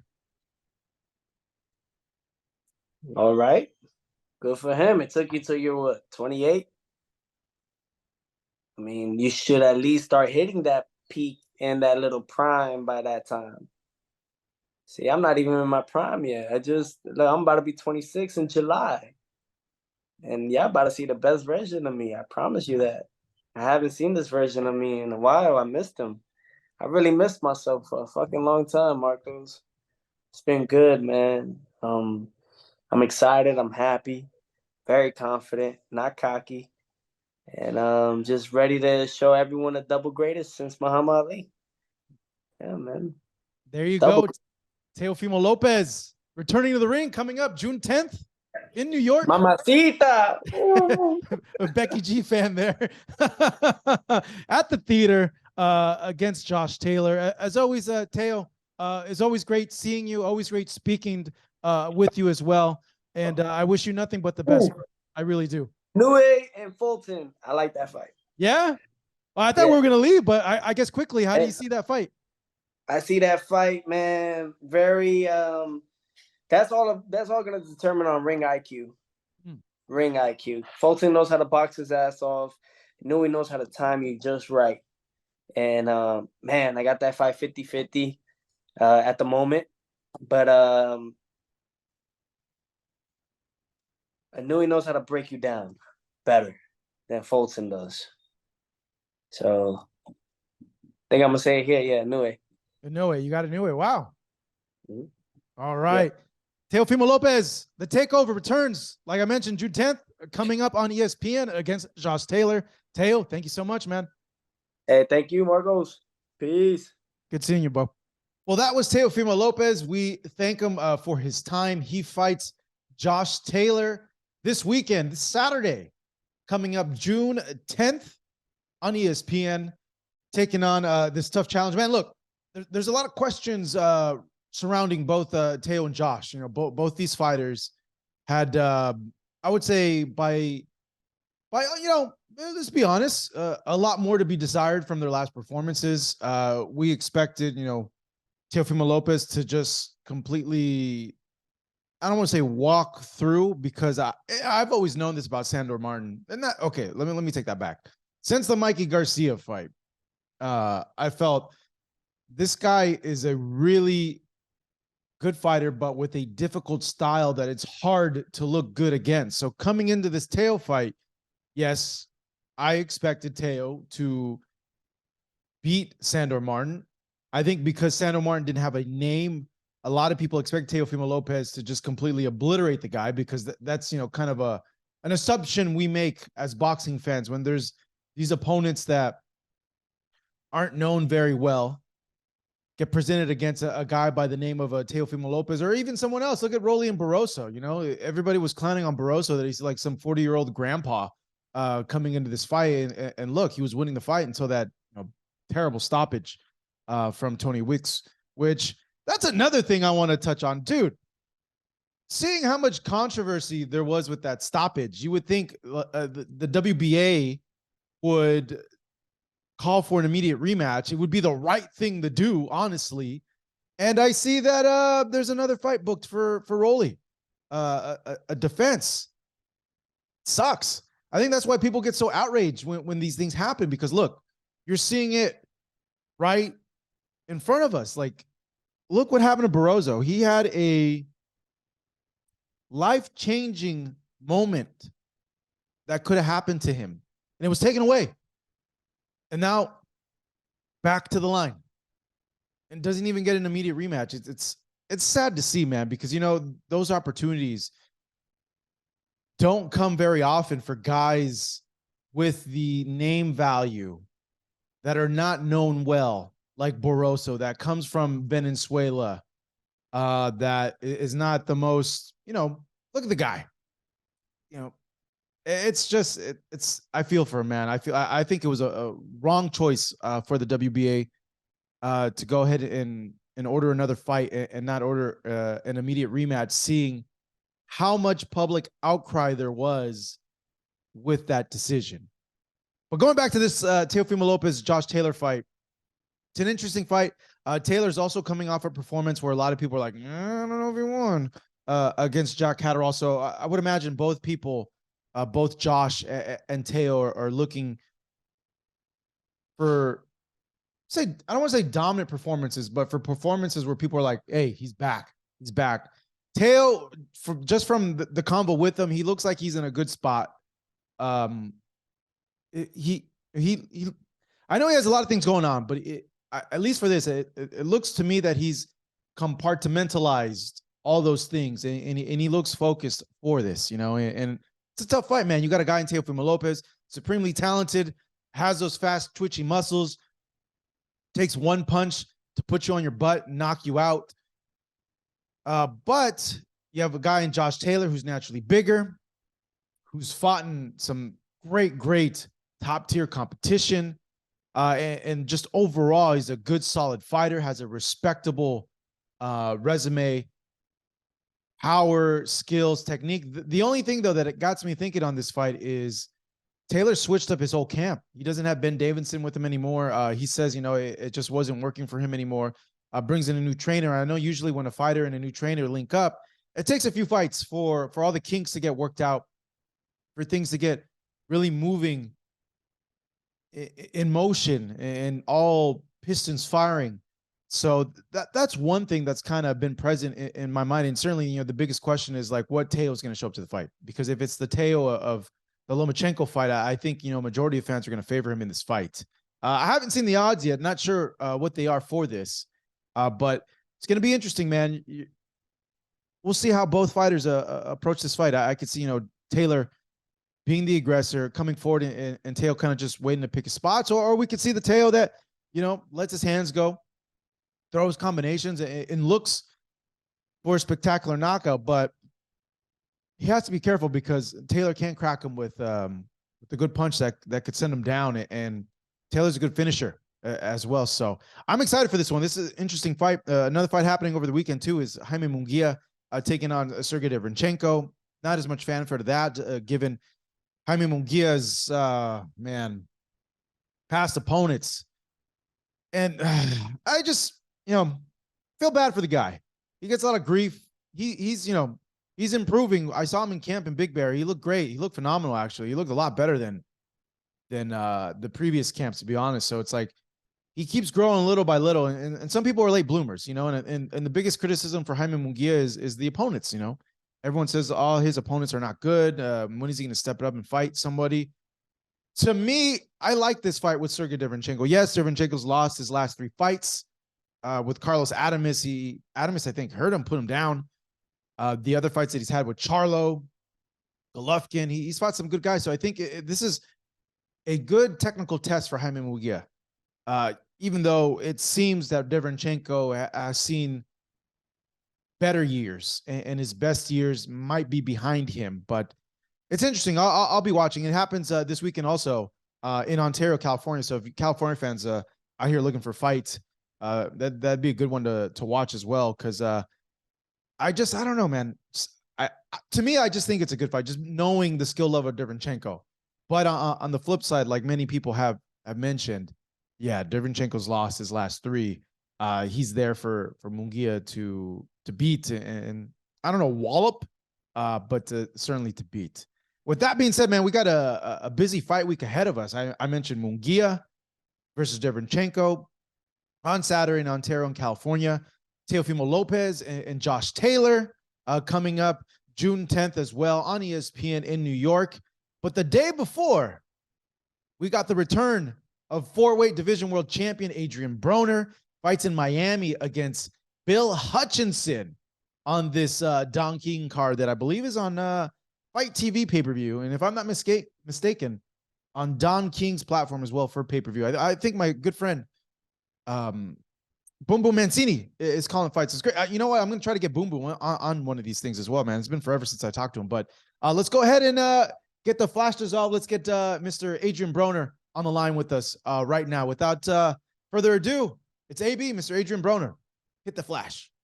Now we're being joined by Adrien Broner, who has a fight coming up in Miami, June 9th, returning to the ring against Bill Hutchinson. My man, AB, in the house. Adrien, how you doing?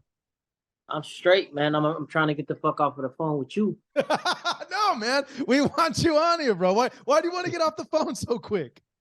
Cause, man, I ain't took a shower yet. I gotta eat and go to sleep. That's what I do. I eat, shit, and sleep boxing. These interviews ain't about nothing. Oh, man. Hey, I could see it in your face, man. You're looking good. You look trim and fit. Yeah, man. You know, I look at my dick and I just don't feel good about it. What do you mean? I'm losing weight. Wait, so if you lose weight, it makes your dick smaller? Hey, I'll be back to normal soon, though. Okay.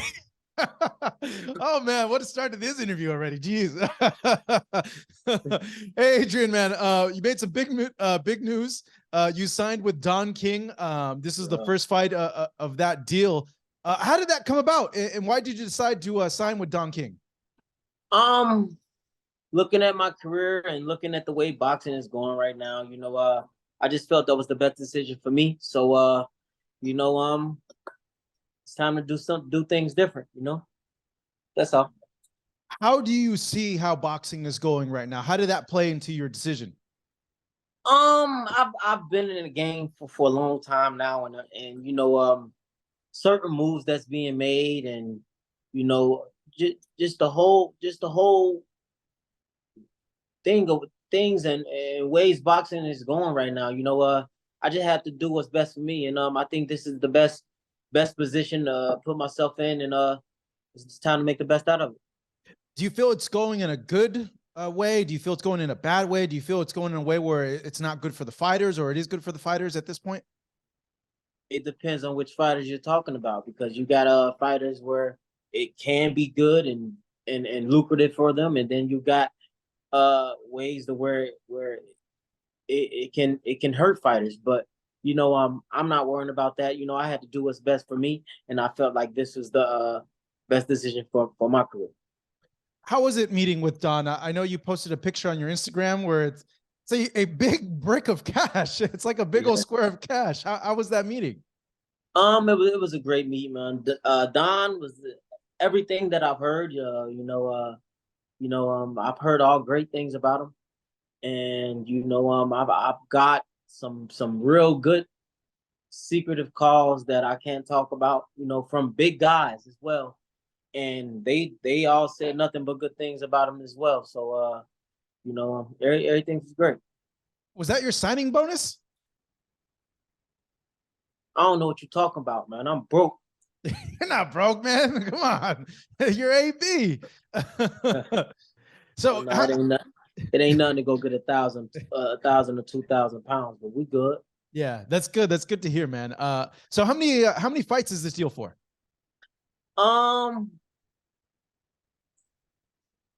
We're gonna get this Bill Hutchinson fight out the way first, and then you know, I really ain't trying to get into the, you know, the kinks and middle of things of how my contract is going with Don. Just know I signed a hell of a contract, and I'm great. That's good to hear, man. You know, with that, the last I spoke to you were with a different promoter. You were with BLK Prime. You had signed a multi-fight deal with them. Just plagued with bad luck in terms of your opponent. You had an opponent, it fell out. You had another opponent, he fell out the week of the fight. What happened with all that? I guess, you know, did it just run out, or? Things happen in boxing. It's boxing. You know, things happen, and I'm not here to talk bad about BLK. You know, Uncle Dez, you know, he's still a nice friend of mine. You know, we still talk. from time to time, a lot. And I tip my hat to him. He was trying to do something. He was trying to do something big in boxing, which didn't work out with me. And I tip my hat to him. Everything's good. Everything's fine. Are they still gonna do fights? Like, is the door still open there? I would think so. I think he is. And I support Dez for be okay. And but right now, it's AB and DK, baby.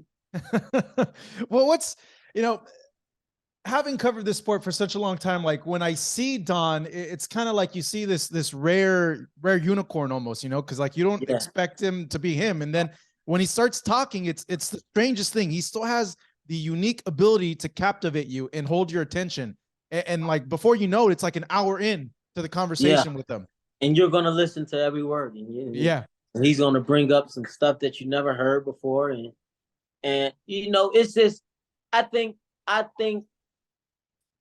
because all my life I always wanted to work with Don King. And I think with this piece, and me becoming a world champion up under Don King will be legendary, and that's what I'm pushing for. He does have a long history in the sport. He's one of the only promoters that are still promoting at his age, along with Bob Arum. But there have been a lot of fighters over time that haven't had some nice things to say about him. Did that at all weigh in your mind into the decision? Did people tell you like, hey, Adrien, maybe this is not the right way to go? No, because I understand there's always three sides of a story. And I don't get into other people's business. If I'm taken care of right, that's all that matters. So, I'm not worried about none of that. On April 29th, you posted on your IG a written thing talking about, very vulnerable, by the way. You were very open with that post about, all your vices and apologizing to your coaches and other people. Talk to me a bit about that post and why, you felt you needed to put that out. It's just one of those days, you got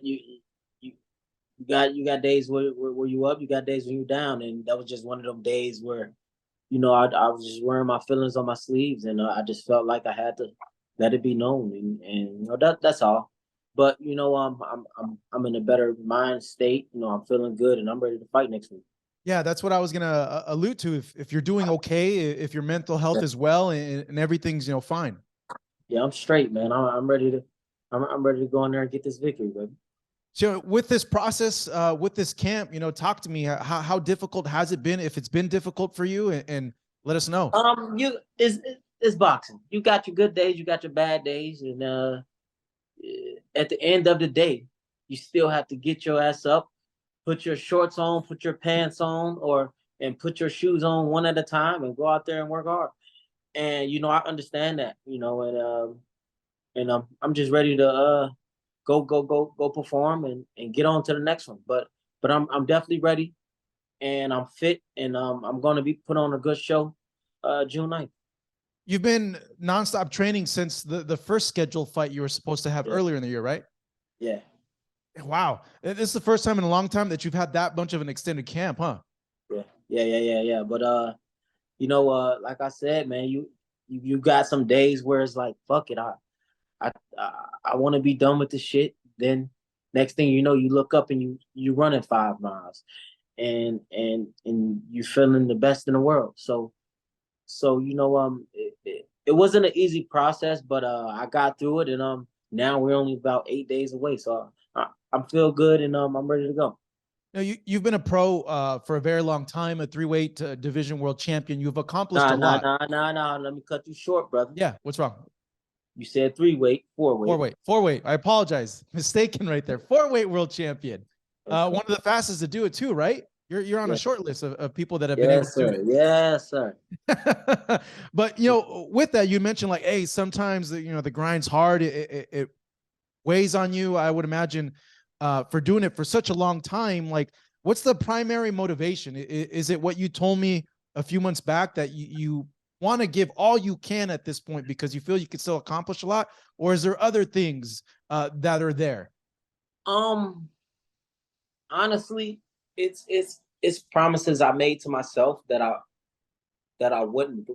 not gonna break, and that's what it is. That's really what it is. You know, I made promises to myself, you know, and I'm not gonna break them. And I know I have plans and I have goals that I want to do and want to accomplish. And the only way I'm gonna be able to do that is through boxing. So you know, that's all it was. And that's all it is. So you know, put everything behind me and get my shit together and become champion again. Well, I think that's one of the goals, is to become champion again. I saw when I was doing my research, you want to be undisputed at 140 pounds, but what are some of those other goals or promises that you told yourself that you want to accomplish? Those are goals that I told myself, and I was once told, you know, if you make them to yourself, you know, don't tell them to nobody. You know, just fulfill that thing within. So you know, I'm gonna keep those promises to myself, and I'm gonna just knock them down one by one. Now, there's also another saying that if you put it out in the universe, you open yourself up to getting that good energy for you to accomplish it. I think that's from the book The Secret as well. Do you subscribe to that at all? I don't subscribe to it. Last thing I subscribed to, you know, I think they put me out. I didn't pay my monthly. What was that? Pornhub. Ah, they have a subscription service now? I'm just joking, okay, bro. These are jokes. I know. These are jokes. Oh, man. So, you know, this opponent's Bill Hutchinson. He's 20-2, but from what I read also, he's also a lawyer.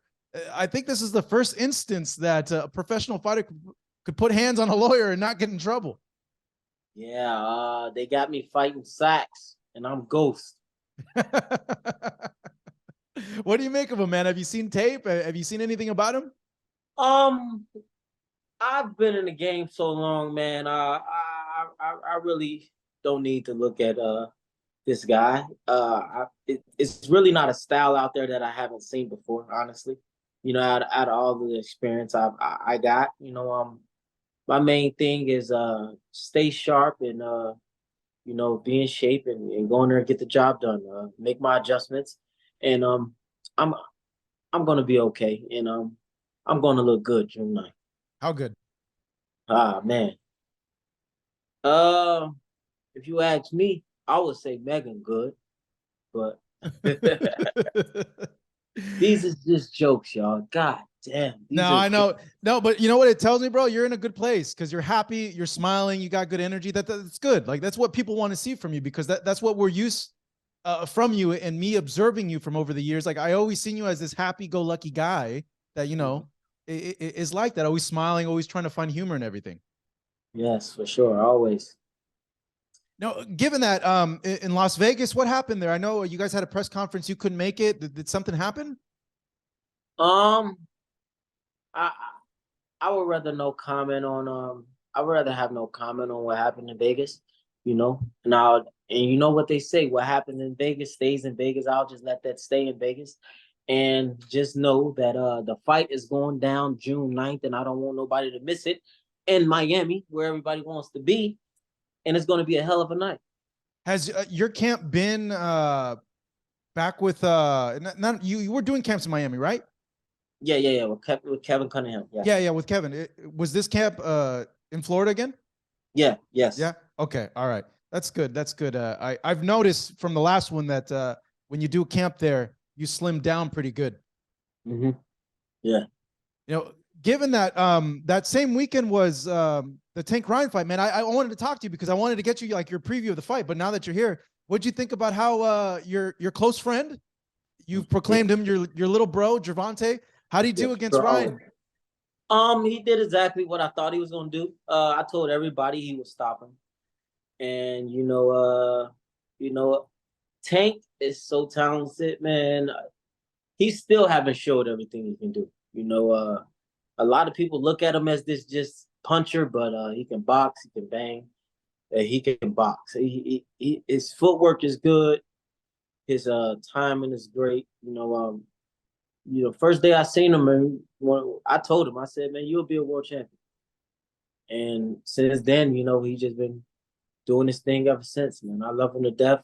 You know, he called me almost every week. You know, we laugh and talk shit. You know, I was impressed, man. Yeah, what impressed you the most in that performance? I knew he would eventually stop him. I knew he'd eventually stop him. When he dropped him, I was like, yeah, it's just a matter of time. You know, I think Ryan put up a good fight, you know, because I got a personal relationship with Ryan as well. Mm-hmm. I got a lot of love for Ryan too. But, you know, of course, Tank is my big bro. Once he dropped him and once he started touching him clean, I'm like, yeah, it's not going to go too much longer. The body shot knockout. I know a lot of people have criticized Ryan for not continuing the fight. Nah, that was a perfect placed, perfect shot. And you know, yeah, it was a perfect shot. His body shot. I know his body shut down. It hit him right on the mark. And if you hear him when he explains, you know, his body shut down. It was nothing he could do. Yeah, how was seeing that like in person? I mean, when you seen the hurt on his face, you kind of knew like he wasn't getting up. I did. Once I seen the hurt on his face. Yeah, I didn't get a chance to see you at the fight. Where were you? I was there. Yeah? Yeah, you slipped me, man. I was looking for you. I'm like, I got to talk to AB about this. I know, I was there. you camouflaged yourself well because you avoided all of us. We didn't get a chance to see you, man. But you know, with Gervonta, what do you think is next for him, man? Who would you like to see him fight that you as not only your relationship with him, but you as a fan of the sport would be like, you know what, that's a badass fight. Like, I want to see Tank against this guy. Devin Haney. Yeah? Yeah. I would love to see him get in there and fight Devin Haney. You know, I've already seen them spar. I seen the sparring, and, you know, that was a hell of a you just had to be there to see it. It was a hell of a matchup. And, you know, I would love for him to fight for the undisputed. Yeah, that's if Devin decides to stay at 135 pounds. I heard that maybe he might move up to 140, but yeah, I've seen that sparring. It was good sparring, but you know, they're a lot older now, obviously more complete. Yeah. You know, they're not kids anymore. I guess, how does that fight play out now in your opinion? Man, I'm still one way. I want to sound biased, but I think Tank got what it takes to beat him all. Honestly. Yeah. Even Shakur? That'll be his toughest match. But I still think Tank will pull it out. I think Tank find a way to pull it off. You know, even though Shakur is one of the baddest, he's one of the baddest fighters out there, man. Honestly, his talent is different, and I've been in front. I've seen it firsthand. It's different. There's some different shit going on with that kid. He amazing, and I just still feel like Tank will pull it off. By chance, did you see that fight with Devin and Lomachenko? Yeah. What'd you think about it? Because there's a lot of back and forth about who really won. I think Devin pulled it out. I think Devin won the fight.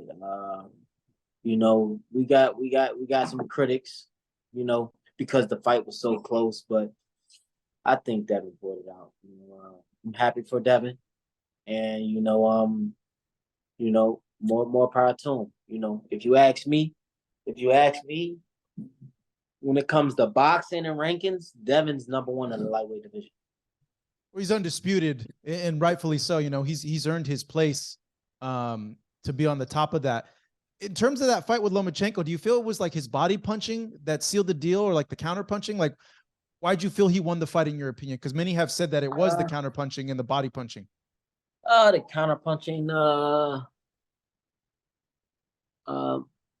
Honestly, he actually played into Lomachenko's plan. You know, I think if he boxed a little bit more, he could have made it a little bit more easier.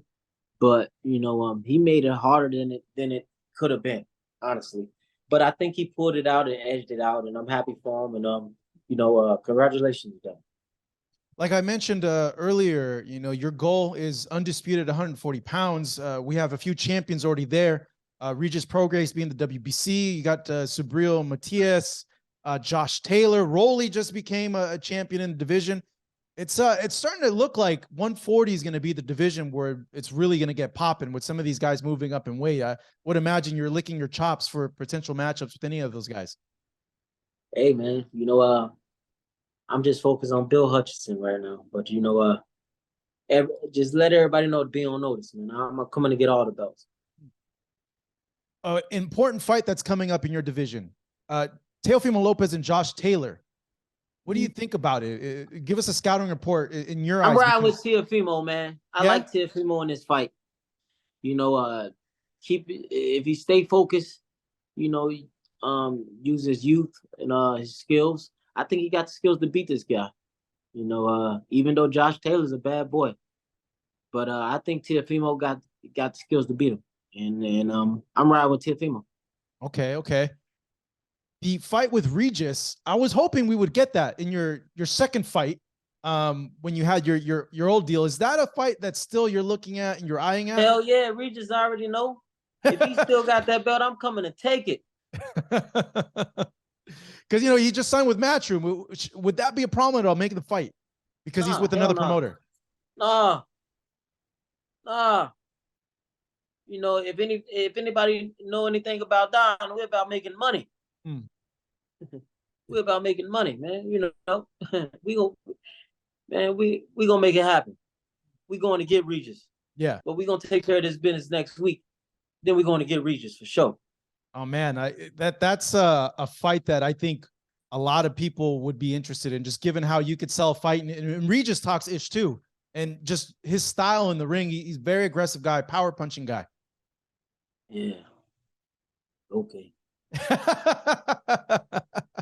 You impressed by what he's shown in the ring? Of course, man. Yeah. I always tip my hat to Regis. Every time he fight, I always hope he wins. I don't hate on Regis. I always shout him out. I always, I'm happy for him too. Everything he's done, he just won the world title again. I'm proud of him too. But his name is on my list though. Yeah. Sure. Who else is on that list? It's a lot of people, but Regis' name is definitely on there. You would say number one after Bill? Yeah. Yeah. For sure. Closing this interview out, Adrien, with this whole process of getting to this point, man, if you could sum it up, man, how has this journey been to this return fight? It's been a hell of a journey, man. You got your days, man. There's some days I look in the mirror and I cry, man. I cried. I cried plenty of nights, bro. Wow. Because, bro, it's just sometimes you just don't know. Sometimes you just don't know what's next. And then shit fall out. Then it's like, now what? And then it's like, all right, I'm just going to keep training. And then it's like, hopefully something else happens.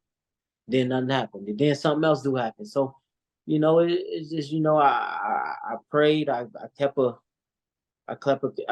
clear mind, and I just kept pushing forward. But there was a lot of days where I almost said, fuck this shit. Let me put an order in at 2,000 pounds and just run off. Fuck them. What stopped you?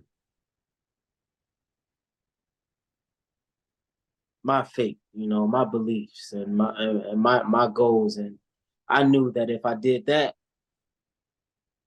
then I will fail. The only way you can fail is if you quit. So I knew all I got to do is just keep pushing. So that's what I did. And now we're here. Now I'm fighting next week. So, I think I made the right decision, and I'm happy I made the decision I made. So I'm straight. Yeah, I'm happy you did as well, man. You look good. I could feel just by seeing you that you're in a good headspace, and that's where I feel you need to be. And whatever you're doing, keep doing it, because I want to see you do well, man. Honestly, I want to see you do well. Thanks, Marcos. Yeah. All right, that was Adrien Broner. Returns to the ring in Miami at the High Alai Arena against Bill Hutchinson, June 9th in Miami, Florida. Adrien, man, close out this interview. What do you want to say to the fans out there? You already know what it is. AB always balling about boxing now, about business. And I'm back on bullshit, man. So I see y'all June 9th. Don't miss this shit on Fight TV. Ain't it on Fight TV? Yeah, on Fight TV, yeah, TV. And directly through Don King's website as well on pay-per-view. That is Adrien Broner. AB, man, as always, thank you. Appreciate it, and have go take a shower now, man. Go relax. All right, y'all. Love y'all. Take it easy. Man, I love AB. He makes me crack up, man. He seems like he's in a good place. Man, the one thing that surprised me is how thin he looks in his face, man. I don't know what I should have asked him what weight he was at. Wait, what weight? This fight should be at what, 140? Yeah. He's campaigning 140. So it's been a while since we've seen AB like that. He's shaved the beard. He looks in good spirits, man. I always like chatting with AB, man. He's a funny guy. Every time I see him, I smile because I've been covering him for like a big portion of how long I've been doing this, and I've been doing this now for 15 years, man. So time's flown by, but yeah, I've had a lot of funny interactions with Adrien Broner over the years. So first and foremost, I just wish, regardless of what happens in his boxing career, that he's able to find peace and be at peace and not let all these other outside distractions get to him, man. Because honestly, you could tell, and just by observing him, AB's a good guy, man. He has a really good heart, and he wears his heart on his sleeve. So I don't want to see him do well too. He's done very, very well for himself, but I just want to see him continue to do well and just be happy and be at peace in this last part of his career, and then also when the other part of his life begins, whenever he chooses that to be post his boxing career. So big ups, big thank you to our guests this week, Teofimo Lopez and Adrien Broner. Like I mentioned to you guys, like I said this last week, no idea where this is going. Kind of like an impromptu thing that I've done here, but I would like to see this grow. I want to incorporate more things into it, more segments, bring in our team members on Fight Hub as well to help out in recurring segment roles. So do me a huge favor, guys. Please, please, please support, share this, like this, get the word out that we're doing something like this. Check out the content that we put out as well. Man, I would love to see this grow into something so much bigger, where we have an actual studio, where we're doing, these things on a weekly basis. This is all dependent on what guests I can get. And that's the other thing. We got to let people know. So these people and their PR people want to bring people on here to go and talk to us as well, because I'd love to have MMA fighters on here as well, and celebrities and just anybody who likes and wants to talk about boxing, really, is what I aim to do and want to do. So, keep sharing the content, keep supporting, follow us at Fight Up TV on Twitter, Instagram, and TikTok. Follow me as well on Twitter at Hey, it's Marcos V. Fingers crossed. Let's see who I can get for next week. But I plan on doing something similar to this next week as well. So thank you guys so much. Appreciate it. Have a great rest of your week. Make it a productive one. And don't forget, fights this Saturday. We got Teo and Josh Taylor. We got Broner this Friday. We got Munguia as well this Saturday. So a lot of stuff going on in the world of combat sports. So for myself and the rest of the Fight Up team that helped bring this together for you guys, I'm Marcos Villegas.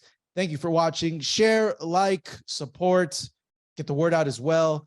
And we'll see you when we see you. Good night, guys. Thank you.